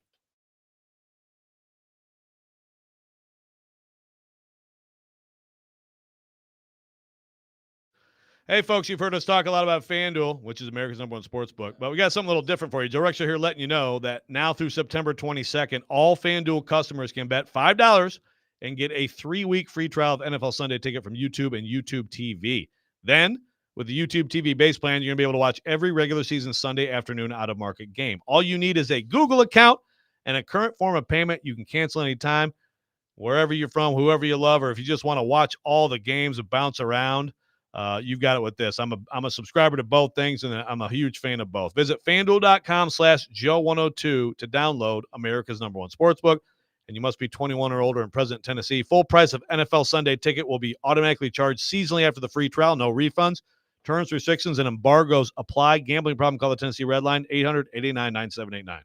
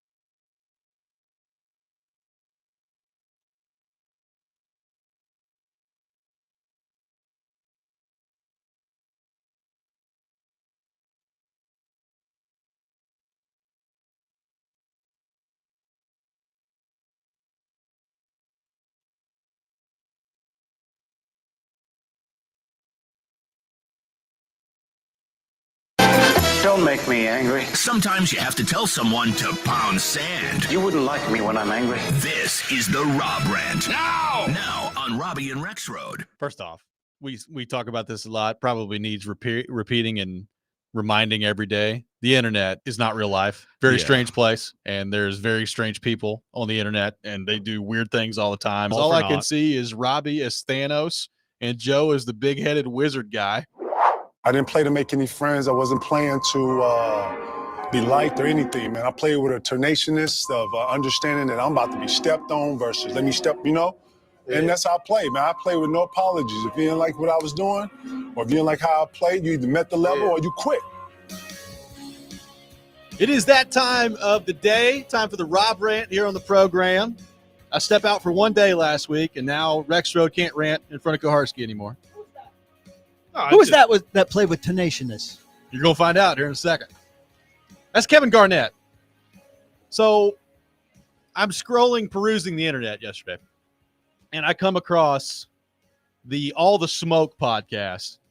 And it was KG and I think Paul Pierce was on. I don't know if this is something they do. I think KG does have a podcast. Maybe it's this one. But one of the dumbest takes I think I've ever heard was spewed out from Kevin Garnett yesterday as it relates to sports. And I just want to play this real quick for you. It's like 2 minutes and 30 seconds long. We've cut it down because there's a lot of rambling going on. But just the first part of this cut from Kevin Garnett yesterday. Like 20 years ago, if I'm being 100. You ain't going back watching the games, Lord. If I'm being honest, bro, I don't think anybody in this generation could have played like 20 years ago. If I'm being 100, and this is to everybody in our league, Tatum, all y'all. Let me tell y'all something, bro. 20 years ago, bro, you couldn't get to a triple step back. No. You hear what I'm saying to you? You couldn't get to a triple step back. And then if you shot that, it had to go in. You know why? Because we had efficiency back in the day, my dude, and it was so hard. It was too physical. And guess what? The league had to come off of it for the flow of movement to be able to have scoring go up, which is why we like to sit here and watch kind of the rat race of the high-paced game, right? So that was part of what Kevin Garnett said yesterday. You're in my wheelhouse on here. the post. Oh, boy. So it's one of the dumbest things I think I've ever heard. And there's a couple facets of this that I want to discuss here. Number one, in baseball, it used to be a big deal when somebody threw 100 miles an hour. And now you look around Major League Baseball, and I'm not saying it's commonplace, but there's a lot of guys that can throw 100 miles an hour in Major League Baseball right now. You know why? Because things have gotten better, and the technology's better, and people are stronger and faster, and they take care of their arms better. A lot of things. Throw the ball over 100 miles an hour. Now, not everything about baseball is better. Like, it irritates me that people can't hit the contact anymore, and it seems like there's too much of either striking out or home run. So I'm not saying like the game is just universally better around the board, but the skill set's pretty darn good, and it continues to improve. In football, like go watch a football game from 1984 and go watch a football game now. Go watch a football game from 1999 and go watch a football game now. It's almost totally different. Now, some of that's the rules. A lot of that's the skill. A lot of skill in the NFL now. Go hockey. Go watch a hockey game from 2000 and watch one now. It's a different sport. It's totally different. But apparently basketball is the one area of life where we just take a total step back when it comes to athleticism, when it comes to being able to play a game. Kevin Garnett talked about 20 years ago that nobody would be able to play now. Like Tatum couldn't play. Anthony Edwards couldn't play. And I'm sitting here listening to this, and I'm like, my first reaction to it is, well, LeBron James is in the league playing now. And you know what he was also? He was in the league 20 years ago. He's pretty darn good. And he came in at 18 and started kicking your butt immediately. It's one of the dumbest things I've ever heard. And this kind of brings up something else, too, because we hear this from time to time. Well, so-and-so play the game, so they would know. This is just a good reminder that sometimes people who played the game say some of the stupidest stuff imaginable as it relates to the game. And look, I'm not saying Kevin Garnett doesn't have valuable basketball opinions, because he does. I've watched a lot of Kevin Garnett. He's entertaining. He says some good stuff sometimes. Obviously, he was a great player and was a smart basketball player. But this is literally one of the dumbest things I've ever heard as it relates to a sports take. The idea that all these guys playing right now couldn't handle basketball 20 years ago because of how physical it was. First off, it wasn't that physical 20 years ago. It was not even as physical as the 90s. He's not even talking about the 90s, which is what everybody talks about. He's talking about like the early 2000s. It's one of the dumbest things I think I've ever seen. If you watch Anthony Edwards play basketball, or if you watch Jason Tatum play basketball, and you think they couldn't have played in the league 20 years ago, you're an idiot. I mean, there's no other way to say it. It's an all-time pet peeve, man. And this is another example of, I even Isaiah, my guy, I love Isaiah, but he had a tweet, or maybe he retweeted it, something like, oh, these guys couldn't handle this. I was like, yes, come on. It's like to say that it's like you said, Robbie, watch the game. Just watch a game. Go back and watch a game from then. Like, people act like no one ever had a layup, right? Or like no one ever got to the rim. They always got blasted in the chest if they ever tried to move anywhere. That's not at all true. Yes, it was harder to get to the rim. Sure.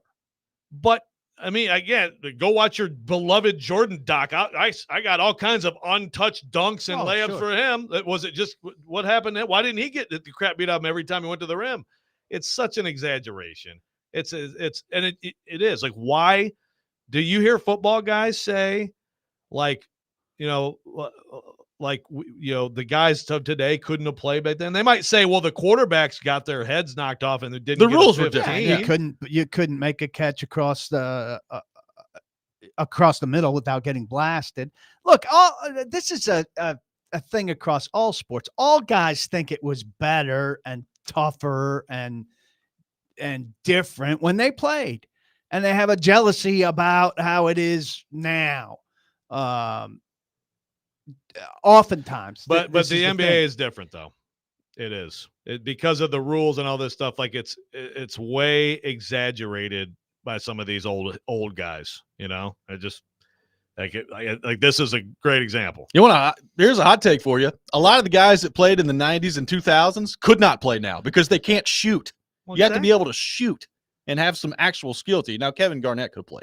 Yeah, but Garnett would be, he would still be an effective player. He also wouldn't be the unicorn that he was then. I mean, Garnett was a unicorn at 6'11" with that skill. And okay, well, now go against Wemby when Wemby puts a little weight on and see how you like that. Yeah, like I said, not everything is just universally better. Yeah, I talked about the baseball part of it with not being able to hit the ball other than home runs and strikeouts anymore. Like it's that part of the game is certainly they're changing the rules to try to make it better. Exactly. But I think the NBA, the other thing is, and Rex always fights on this, there were more eyeballs on the NBA back there. So more people watched it. So I'm amongst those that think it was better back then because I was watching it back then and I'm not watching it now. I don't care about it now. Part of that's that my team was good back then. So I was interested in it. And my team has stunk for 30 years, and I haven't cared. Well, you kind of got re-engaged my in the playoffs. My eyeballs have been drawn more to the NFL, more and more and more. And that's a nationwide thing. Joe's going to somehow deny it now and deny the TV ratings and all of that. But the fact of the matter is the NBA is not what it once was in terms of interest. Well, in the NFL, like Brady has talked about this too. And we Charles Robinson brought this up last week on our show of like Brady's kind of ripping quarterback right now in the way they're developed and just how, it used to be more of an art that went into it just in terms of you had to know, I mean, you can't throw balls over the middle because somebody's going to get their head taken off. And now with the rules set up the way they are, with college football the way it is, like kids are playing too early. So like, again, not everything across sports is just universally better than it used to be. But if you literally look at some of these guys, and I've talked about this a lot, everybody talks about the physicality in the NBA back in the 90s and early 2000s. And they always put this like, well, LeBron couldn't play then. LeBron is 6'9", 265 pounds. He'd be fine.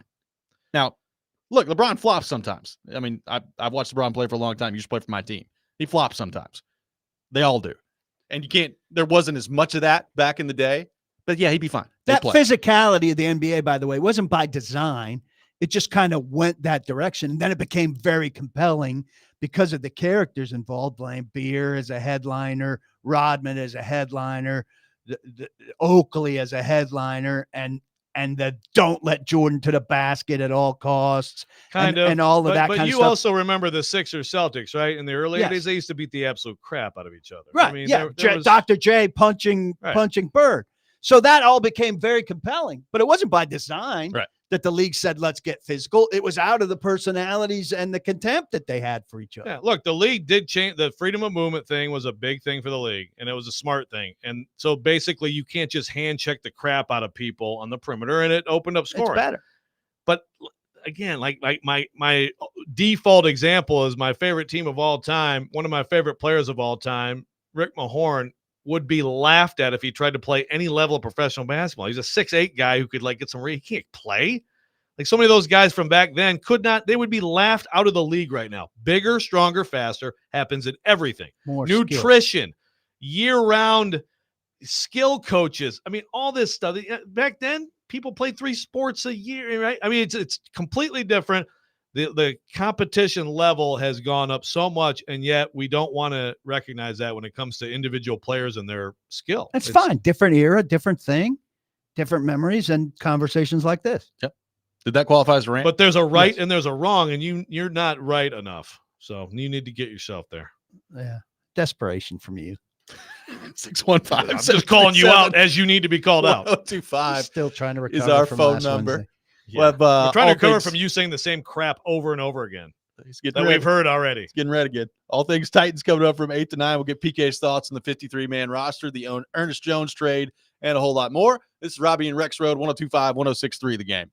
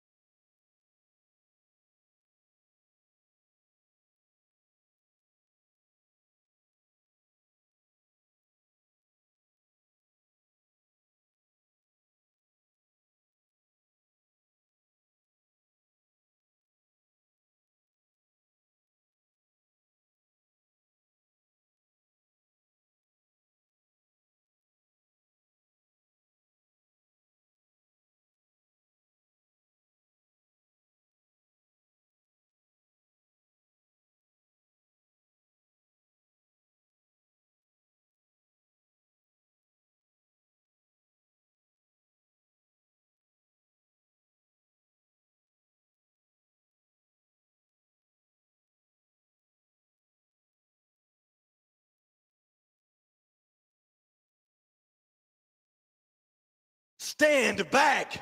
There's a hurricane coming through. Paul Kuharski is with us for the next hour, talking all things Tennessee Titans, brought to you by A Moment's Peace Salon and Day Spa and Parman Energy. Visit parmanenergy.com, your one-stop petroleum solution. PK, the 53 is set for the moment for the Titans. We know it will change. But at the moment, 5 tight ends, only 4 cornerbacks.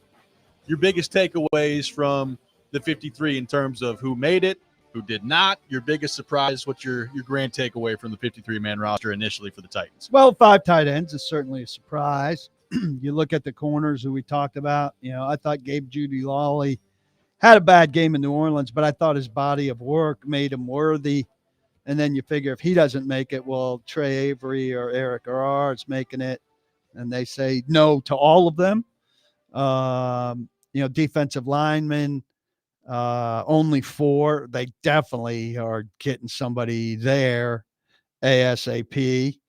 And so, Callahan talked about the roster numbers and said they weren't going to check boxes and all of that. I think Ojukwu kind of reclaiming a spot there. He had so much playing time in the spring and then early camp, then NPF reemerged and he fell all the way to the 3rd team. I think most of us thought, well, he didn't take advantage of his time. He resurfaced a little bit at the end, but I think they chose ultimately that he was the best of the lot. That last offensive line spot, everybody had somebody different. I don't think many people had a Ojukwu. So he was a little bit of a surprise. But, I don't think there's any major storylines here. It's good that they got something for Willis. It's going to be fun to watch you rooting for him if Jordan Love twists an ankle or something. Jersey's on the way. In Green Bay. Yeah, Jersey's on the way. That's fun. Heavy at inside linebacker. And now with the Ernest Jones coming, I think that would be probably Otis Reese on the way out there. But lots of moves still to be made. Usually not as many as you think. People are expecting 4 waiver claims. Well, maybe, but 4 is a lot. A couple certainly, yes, would be needed. Yep. And planned, right? I mean, like, don't you feel like corner is like they got to feel good about? I would think you've got to have corner. a defensive lineman and a corner. Yep. Certainly before the season starts, and you would be taking away a tight end and probably an inside linebacker. You can be that heavy at inside linebacker if you're keying your special teams around those guys. And clearly, I would say you keeping an inside linebacker there over Hassan Haskins, who's a very good special teamer. And it's also going to be interesting to see how they put together the practice squad. Is Mason Kinsey a Papal appointment to the practice squad because he's a good wide receiver on that and a good safety? Or do you say, hey, we're going to finally look for somebody with more upside, who could actually be an NFL player on that practice squad in that spot instead? What did you make of Chestnut over Haskins, just in terms of how they view that 3rd running back spot and what Chestnut's role could be? Well, they want somebody who can run there, and Chestnut can run there, and probably showed them enough on special teams where he's not Haskins.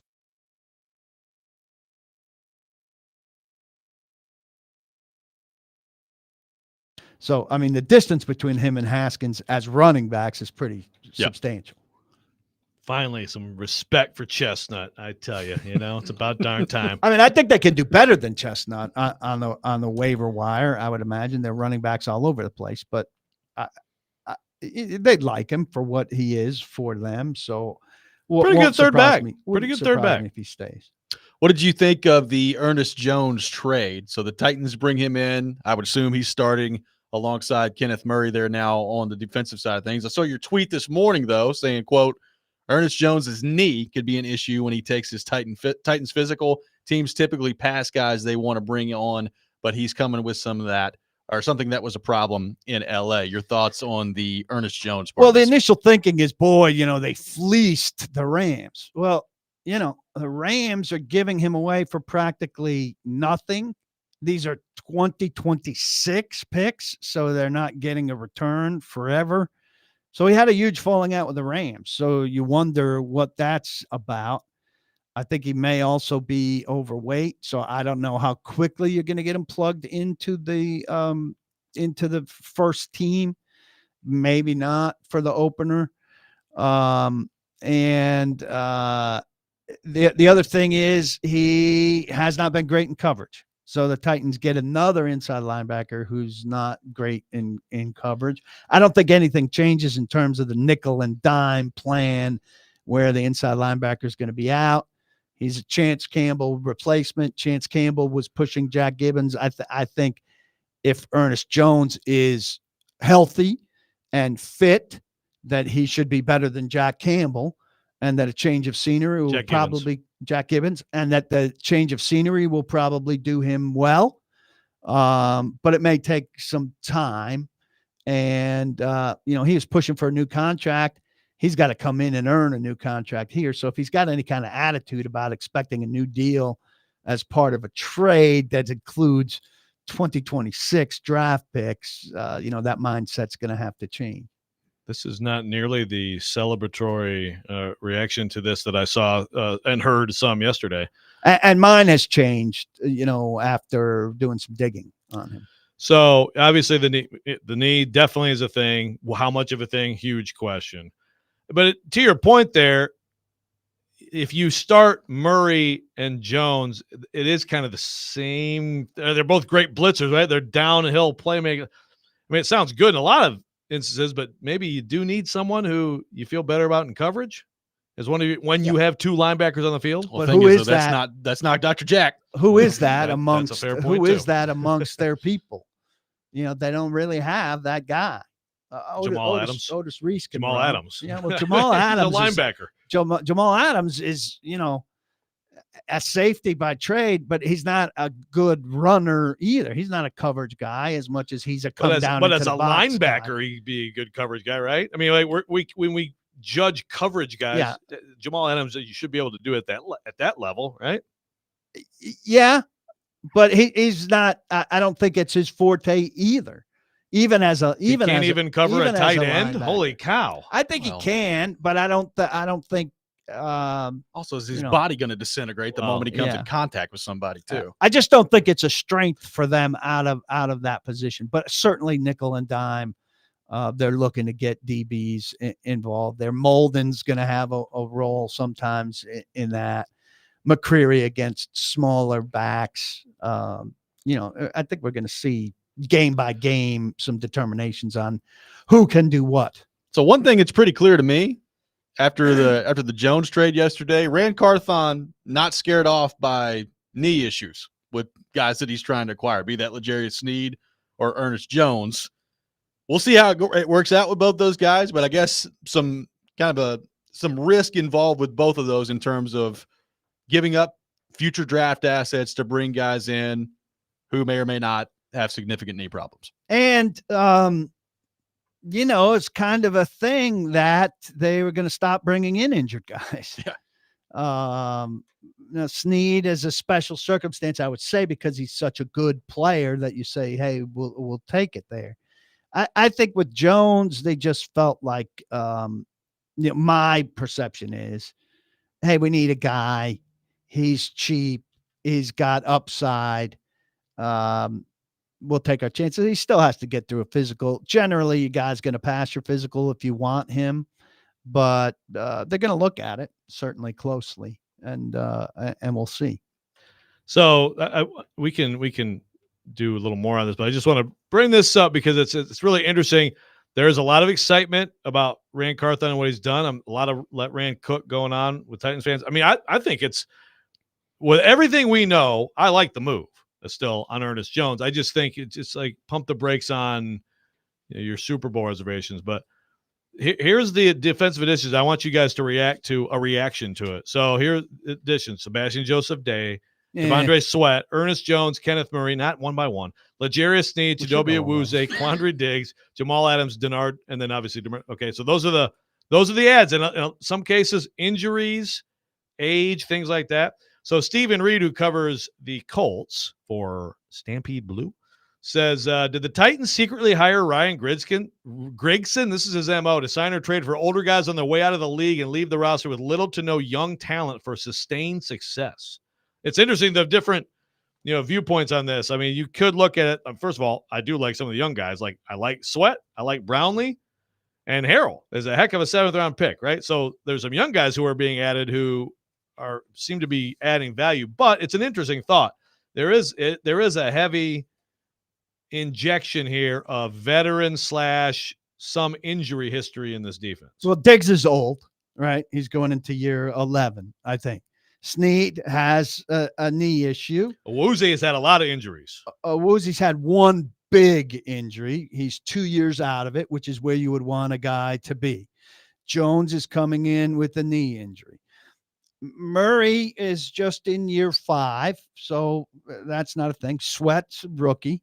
Joseph Day, has floated around a little bit, and I think he's, a notch better than just a guy.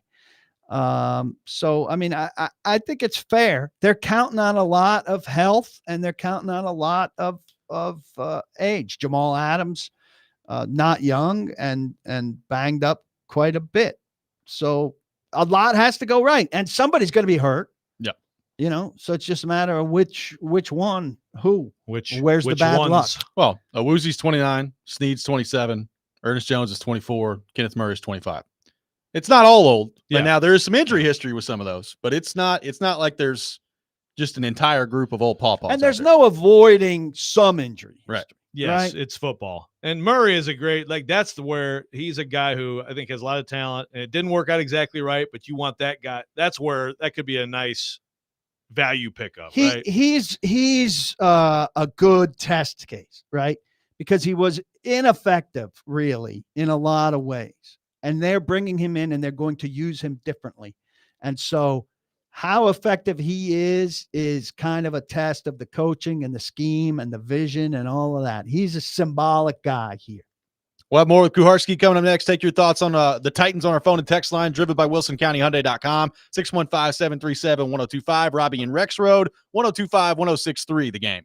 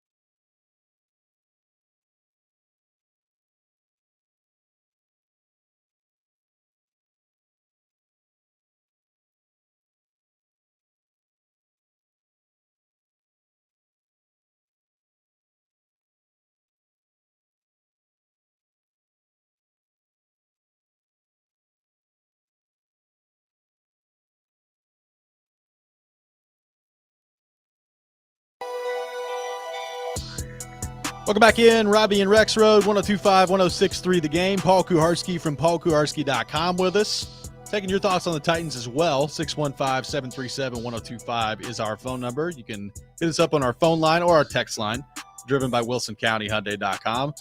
The 53-man roster set for the Titans at the moment. The Ernest Jones trade has been made. So you brought up the additions, Joe. I mean, looking on paper, if they get reasonable health, you can talk me into the Titans defense being pretty good. Now, how healthy they're going to be, I don't know. You brought up the injury history with some of these guys. And look, I think everybody's excited about Denard Wilson, and I think excited to see what he brings and his energy. All that stuff is great. But he has never done this before. Like, he's never been the defensive coordinator. So you've got a new head coach, a first-time play caller as offensive coordinator, head coach, and a first-time DC. How often does all that come together and it's just seamless right away? Doesn't happen very often. So I'm interested to see, especially early on, with a defense that has a lot of talent with their starters, but also has not played together with a first-time defensive coordinator, what that looks like early on. Yeah. I mean, there's so much unknown, and I keep going back to what Chad Brinker told me at the owners' meetings, but, it's a matter of how quickly do things gel. And this is as big a turnover as we've seen, particularly in the starting lineup, Yep. right? Particularly in the starting defensive lineup. That's good in that the Titans didn't have good talent, but it's a lot. And key pieces missing. I mean, Landry and Simmons have practiced, but they didn't play in the games. That can be meaningless. Awuzie and Snead haven't practiced or played. And so I think, there's a lot of uncertainty going into the Bears game. I think people are presuming the Bears coast in that game to a ridiculous degree, but it's really the curtain raising is a real curtain raising on this team. I see people, and I get it because Snead did this last year and then he was great. But it's hard for me to get to, like, there's just no concern at all when he didn't. He hadn't been on the field. Did he do a single rep after like the first week? I mean, if he did, it was, 1 day or 2 days. Was that absolutely the plan? Like, basically, you're going to come out here, run around a little bit, and then we'll just see you in the opener? That the plan all along? I don't know. I think the plan had to be, we'll see how you're feeling or what we feel like we need. So after a week, he's like, see you September 8th, guys. Yeah, I mean, he reminded us he didn't do anything in camp last year. So I think the answer is I did something in camp this year, which is more than I did in camp last year. That's true. Right? I guess. It's a big, I mean, that worries me to death, though. Yeah, like, if I'm a Titans fan, I can't say zero worry. I get that last year he was good, but I can't get to zero. Yeah. I understand wanting to be careful and have maintenance, and it doesn't do you any good if L'Jarius Sneed is out there halfway through training camp getting hurt because you feel like he needs to practice. I get all that. But is the knee that bad? Right. Is the clock ticking? The question. Is the clock ticking that loudly? Like, is the concern that deep with it where you just feel like you can't have him on the field? That would be what worries me to death if I'm a Titans fan. I mean, it kind of feels in some ways like a ticking time bomb with it. Yeah, maybe it is. They accepted that, to a certain degree of risk. And on opening day, they say, hey, there's DJ Moore. Go shut down DJ Moore. Yeah. And if for 50 snaps, he can go do a great job on DJ Moore and then not do any work until it's time to shut down, Jets Garrett Wilson, and do it again for 50 snaps and give you however many defensive snaps you need to cover the best receiver each week, you'll take it. But are fans going to be nervous week to week about that? It seems like a tightrope kind of thing. It does. Adam Kaplan putting it out there this morning that Tyus Bowser, who was drafted by the Ravens in the second round in 2017, he visited the Cowboys yesterday and is expected to visit the Titans next. Bowser had 7 sacks in 2021. Injuries have been a problem with him. Obviously visiting the Cowboys. We'll see what happens if there's any contract there. The Titans coming up next. I think we all would agree that they could clearly use some more help at edge rusher. Jalen Harrell's made the team, but a nice story in camp, and we'll see what that looks like once regular season games come around. But what do you guys make of the idea of Tyus Bowser coming in for a visit? He played in virtually keep every those game. veterans coming in. Let's go. Every position. Keep it going. He played in virtually every game from 2017, 18, 19, 20, 21. 22, he only played in 9. 23, he did not play with this Achilles. And so he's coming back from an Achilles. He's not going to be himself probably early on, and then could, conceivably get better and better as the year goes on. I've been wondering about him for a long time. So clearly he's reached a point now where he's able to audition.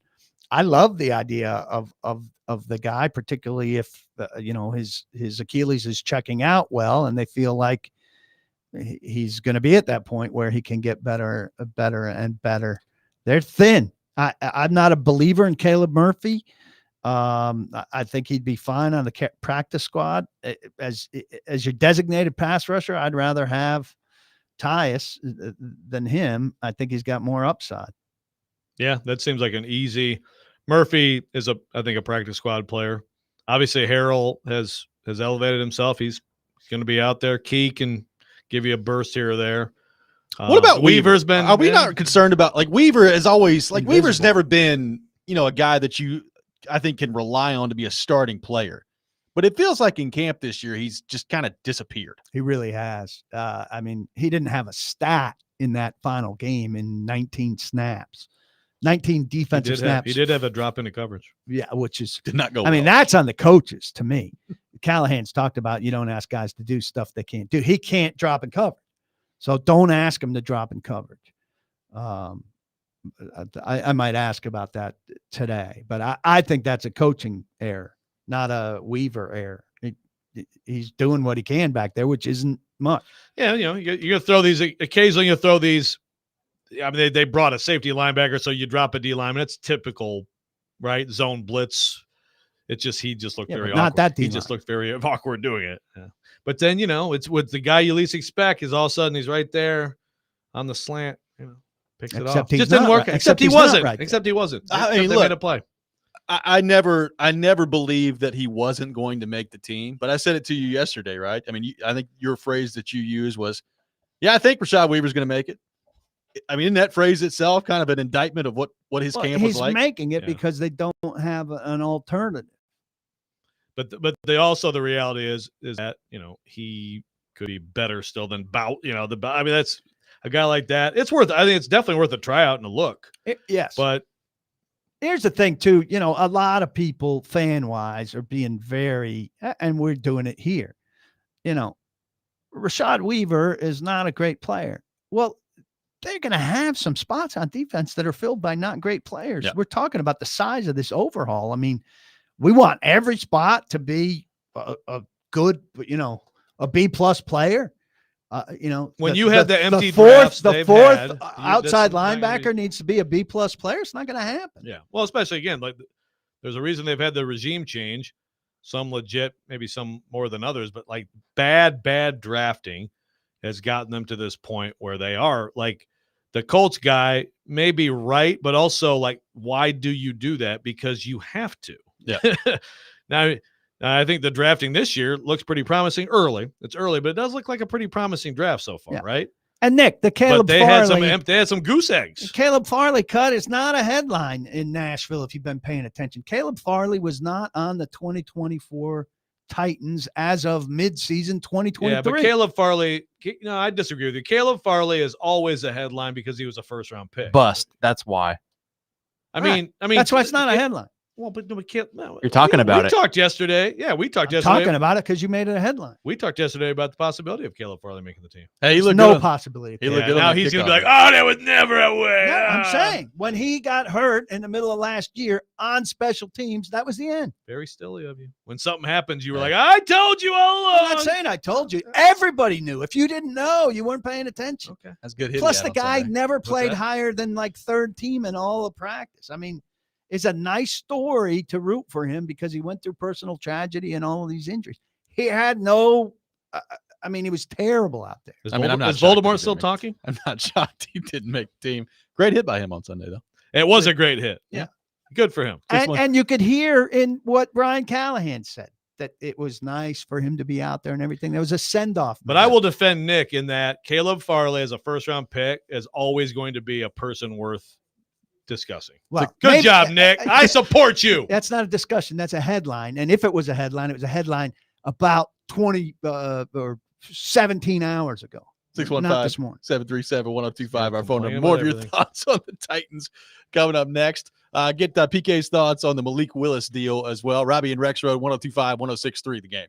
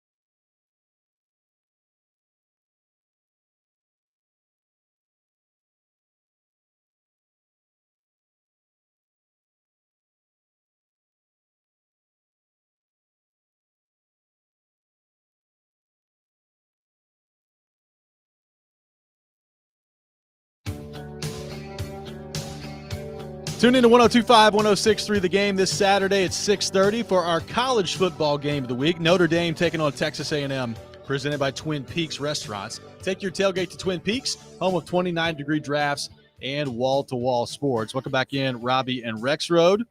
We got a gift card to give away, a Moment's Peace Salon and Day Spa $50 gift card to caller number 5, 615-737-1025. Caller 5 will win a Moment's Peace Salon and Day Spa $50 gift card. Paul Kuharski brought to you by Moment's Peace Salon Peaceful. and Day Spa. Very peaceful. Just like me. It was very serene, peaceful. Very serene, Yeah. very chill, accepting, A lot of different words you could use. kind, generous, All of those things. humble. The Malik Willis trade. He is shipped off to Green Bay to be their backup. Titans get a 7th-round pick back. Do you believe, had it not been for the trade, he gets cut? Yes. Do you think that somebody else that could – I mean, they're obviously going to bring in a third quarterback. We'll see what that looks like. But do you think they could have eyed somebody else and say, we'd rather have that person than Malik Willis? How do you view the Malik Willis trade and how that came together? Well, when you trade a guy for a 7th-round pick the day before cuts, it means you're cutting him. The Packers wanted to get ahead of the waiver wire for fear that somebody else would have claimed him and they would have lost him. They had potentially the worst backup quarterback situation in the league. Yeah. And now they have a slightly worse backup quarterback situation, still conceivably the worst backup quarterback situation in the league. I would argue, people, the Malik Willis contingent in Nashville is saying he's going to go there and prove the Titans wrong. Well, Jordan Love has to get hurt for him to be able to do anything. And the contingent, 4 people? What are you talking about? There is a loud contingent of Malik Willis supporters who are completely unreasonable. It's 4 people with 4 accounts. Dude, every time we talk about him, all of the Liberty Flames Twitter just goes. Well, okay, fine, okay, well, sure. The Liberty Twitter, okay. They're unhinged in terms of buying the lip service that I don't know why Brian Callahan was compelled to pay to make it sound like there was a competition for the number 2 quarterback, which there never was for a day, for a minute. Mason Rudolph didn't sign here to compete for the backup job. Mason Rudolph signed here to be the backup. And there was never a doubt from the moment his pen hit the paper that he was the number 2 quarterback here. The question was whether they'd keep a 3. And all of us who followed it closely and watched it on a daily basis suspected that he would not be kept as a 3rd. And didn't think the Titans cared much if he cleared waivers or not. Joel would like to offer up an opportunity for you to rip on your Ward Stilly. He says Stilly went 0 for 3 on Malik. 1, he guaranteed he'd make the roster. 2, because he thought his money was guaranteed. And 3, that Malik wouldn't count against the 53. Wrong on all 3. Laugh emojis. Is that true? Did Stilly say that stuff? That Stilly doesn't understand the quarterback rule. Disqualifies Stilly from having a radio show. Wow. We've gone right to Stilly get radio show canceled. This 53 quarterback, the 3rd quarterback thing, comes out of one game that's happened. I want somebody to go find me a second game in the last 10 years where a team got 2 quarterbacks hurt and was in dire circumstances in need of a 3rd quarterback. I've covered the Titans since 1996. It has never happened with the Titans. McNair came back in when Neil O'Donnell got hurt in Pittsburgh. That's the closest it's ever happened. Legendary performance. They never have needed a 3rd quarterback. It is the most irrelevant thing just because it happened to San Francisco once. It doesn't happen. Plus, if you get to your 3rd quarterback, you're just going to put in a guy to wildcat it, a receiver. I remember when Brian Mitchell back. had to be the emergency QB for Washington. That was fun. Yes. Yeah, and that was longer than 10 years ago. It's just such a non-factor. The guy has to be one of the 53. Then he gets to suit up as an extra player, and he sits there and does nothing unless both of your quarterbacks are hurt and cannot return to the game, and it doesn't happen. Brian Summers, real quick, Robbie. I'm sorry, Brian Summers. What is Brian Summers' job? I wonder what he does. He said that Why so Rashad Weaver had 3 pressures in that game Sunday. Do you not count those as stats? It is not according to the game statisticians. He did not have pressures. Now, maybe the Titans gave him pressures out of the thing, but in the physical game book on NFL Jesus, GSIS, Yes, he was not credited with the stat. Well, Brian Summers seems to be a big Rashad Weaver guy. More power to him. I'm a big Rashad Weaver guy. I enjoy talking to the guy. I think he's one of the best, 5-10 best quotes in the locker room. We need him to stay around. I like him a great deal personally. Justin from Greenbrier, I think people root for Willis because he's a good dude. The fact that he's not proven an NFL quarterback talent is pretty obvious. Why do we root for good dudes? Like, I go over this You should all root the for time. jerks like me. I'm a jerk. no. You should root for me. Here's what I root for: production. And if the guy who's producing happens to be a good dude, that's great. But if you just root for good dudes, you're not going to have a very good football team. Don't you want a good football team? No. Marcus is a great dude. Yeah, but that's the thing, Paul. I mean, fine, but obviously people probably wish him well more because they liked his personality. What's wrong with that? Human beings. These are human beings, That's Paul. fine. His personality was bland as bleep. There was nothing about Malik Willis that was like, wow, what he said there really makes me like that guy. All he said was the blandest, most cliched stuff ever. If that's personality magnet to you, you really aren't seeking anything. Wow. I mean, he's ripping his am I wrong? I didn't think he was that bad. I think he was okay. Yeah, He gave better quotes than Marcus Mariota gave. Well, that's not a very high bar. Can you set a bar 3 inches And he's off a good the guy ground? too. And he's a good guy. Yeah, I mean, everybody likes Marcus, right? Just people loving Bring guys back for their Marcus. personality is weak. Love guys for their production. That's what you want in a team. I want guys. When I look love at my you setting teams, rules for people. You cannot wear that jersey. You cannot like that you person. can do whatever You cannot have want. green eggs and ham. You can do whatever you want, but it's dumb.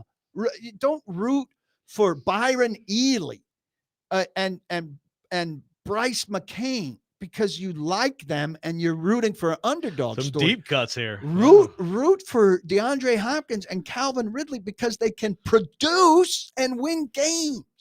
615-737-1025. Your thoughts on what PK had to say, your thoughts on all things Titans as well. One more segment with PK coming up next. Robby and Rexrode, 102.5, 106.3 The Game.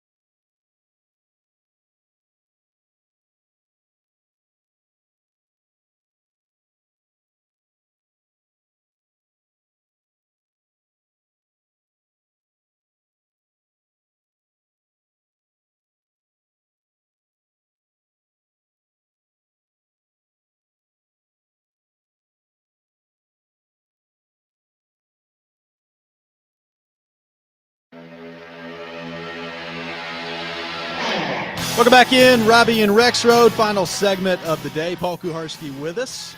Got a pair of tickets to give away to see Squeeze at Ryman Auditorium coming up on Saturday. Rexrode, a big Squeeze fan. You call it 3. I would go see that. And 615. my kids away for the week. Yeah, why? I thought you were gonna play some Squeeze, man. Look at Pulling, the face. pulling Look at the muscles. face he made. Yeah, I know, a little Nick, snotty. You've got to reassess Gen what's going on Z. here. These guys are the talent. You are the producer. If they want some Squeeze, you play some Squeeze You know I play music for them on their days. Give me a break. on their days. When they ask, when they say, "Hey, this is Creed Oh, you Day," don't really or for "This Rexrode, is but I'm cool with that. this is the Strokes Day," No, you don't that's need the to- most yeah, recent one. just like, I listen hey, to coming them. back You be from break, quiet. let's have I some listen to Squeeze. them. Yeah. You don't really listen to Rexrode, but I'm cool with that. That's fine. Now the show's going to be You over, and should. we're not going to have heard any Squeeze. That's okay. We can hear it tomorrow. Speaking of Squeeze, Well, hold on. I have to give the caller first. oh, okay. 615-737-1025. I Caller was 3 gonna make a Stilly joke. can not wear Squeeze, but you can win a pair of tickets to Squeeze I want to go at Squeeze. Ryman Auditorium Saturday, August 31st. I hope that this texter telling me something that Stilly talking about yesterday is not true. I'll leave it at that. Yes, please do. Speaking of losing your radio show, Yeah, no doubt. Ernest Jones got a couple people asking us about this. Let's circle back to it. We've talked about the trade itself, the knee stuff. Where did the knee stuff come from? He did play, I believe, 15 games last year. But as you pointed out, PK, it is possible for players to get hurt in the offseason and for things to crop up in the offseason. Doesn't have to always be in the game. Yeah, Nicholas Petit Frere. He finished last season. He was hurt with his shoulder, right? Yep. Then he had a knee issue. Yep. Remember? That knee issue was not related to last season. See how that happens? For people who are struggling with this. no, but it's a fair question. When did this happen? And I honestly I don't have the answer on that, but that is the thing with But knees. we aren't generally given the timetables on such things. Right. Like I mean, sometimes things are Petit reported. Frere Right? told us after the fact Yeah. that he hurt his knee right when he was cleared to recover from his shoulder. So in this an seems- unfortunate bit of time. Right. So it seems with Jones that this is something that happened in the off or preseason. Yep. And again, the extent of it, I don't know, but they don't want to pay him. He was upset. It's some kind of a factor, and they got an undrafted free agent that they apparently love who's going to slide right in for them. So Rams fans are upset, if that makes you feel any better. They're very upset. I just got something from a source that said he should be fine. Well, and then the second part of that is, okay, let's say he's fine. He plays well. How much? I mean, the Rams clearly didn't want to do it. So if you're the Titans, how much money are you committing to him and that position specifically moving forward here? I think you had to be able to talk to him before this and make it clear, like, hey, it's prove it year. And that he has to have accepted that, like, hey, I was cranky with the Rams over not getting an extension. That's all over, and now I've got to go somewhere and win it. And it's still, I mean, potentially a better situation for him. If he was actually going to lose time, I mean, he should be able to start here eventually, right? You're dubious about him coming right in and knocking Dr. Jack to the bench. Yeah, no, I think he And will. I think you may I think be he onto will. something. I don't know how quickly he will. Well, that's what I mean. I'm but talking about in think the he will. opener, though. Yeah. But also, I think it's a very limited position in terms of the nickel and the dime. Well, and look, Gibbons clearly a smart player, athletically limited. You brought up the point earlier that I think is still going to be a big question mark on this defense all year. Like how good are they in coverage? How good are they in coverage beyond the obvious of the corners? Like even Diggs. Like how good is Diggs at this stage of his career in coverage? Jamal Adams, he's been hurt the last 4 years. How good is he in coverage in situations where he's got to cover? You feel great about Snead? You feel good about Awuzie? You feel good about McCreary? Beyond that, and Hooker when he's on the field and healthy. But beyond that, I still have question marks of, like, if you're an opposing offensive coordinator just trying to attack this team over the middle of the field, I think it's probably still the way to go. Yes, and they don't have great speed at safety, but Joe has pointed this out smartly before that. Thank you. Speed at safety is a real luxury. Corners who slow down get moved to safety. Yep. So Diggs is not a speedster, and Hooker is not a speedster. But your speed is with Snead, who's covering the fastest guy, presumably, or the best receiver, and it's his charge to slow that down. And obviously, you hope your speed at safety is because those guys are so good at safety that they have the half second or the whatever fraction of a second advantage of knowing where to go, right? I mean, getting somewhere to make plays. And your pass rush needs to slow things down. And we have doubts there unless Sweat, the hope is that Sweat and Simmons are doing some of the damage and Landry, but we know that other side is you can't count on a lot. Then the blitz has to help. Sweat and Simmons have to do a lot of damage. Well, but I will say it was nice to see Sweat in the final preseason game make a couple loud plays there, both in the run game and then that pass rush on the first drive too. He looked pretty good. Yeah, his lateral movement is, we haven't talked much about in the run game. He's pushing the pocket, certainly, and with Simmons, you expect more of that. But his lateral movement on run stuff and his ability to move left and right on the line is also very impressive and doesn't get talked about. Nah, he's going to be fun to watch. That's what the first preseason game, I was like, I really didn't expect this. I really thought there'd be a couple plays. And then in the New Orleans game, it's like, there they are right immediately. And again, I'm interested to see 93 and 98. Well, that's the thing. We haven't seen that together in a game setting. Yeah. And what's that going to, I mean, you talk about, yes, I'm concerned about edge rusher. I mean, I think you know what you're going to get in Landry. But making things difficult for Caleb Williams specifically in the first game, if you get that interior pressure up the middle, I know that he can run around and escape, but not a good place to have pressure if your quarterback is coming right up the middle there. Right. And they should be equipped to do that. So if those guys do what they do or what they hope they do, and Landry is a year removed from ACL, top-level Landry, that other edge player might be gifted some yeah, stuff. Exactly. It'd be nice to be that other edge player. Probably make yourself look better. Hey, push that quarterback over here, and I'll tackle him. Right. Hey, Carl Lawson got cut Harrell? by the Cowboys. He's out there again. Carl Lawson's out there again. Probably doesn't speak well that he was signed 2 weeks ago and then has already been cut by the Cowboys.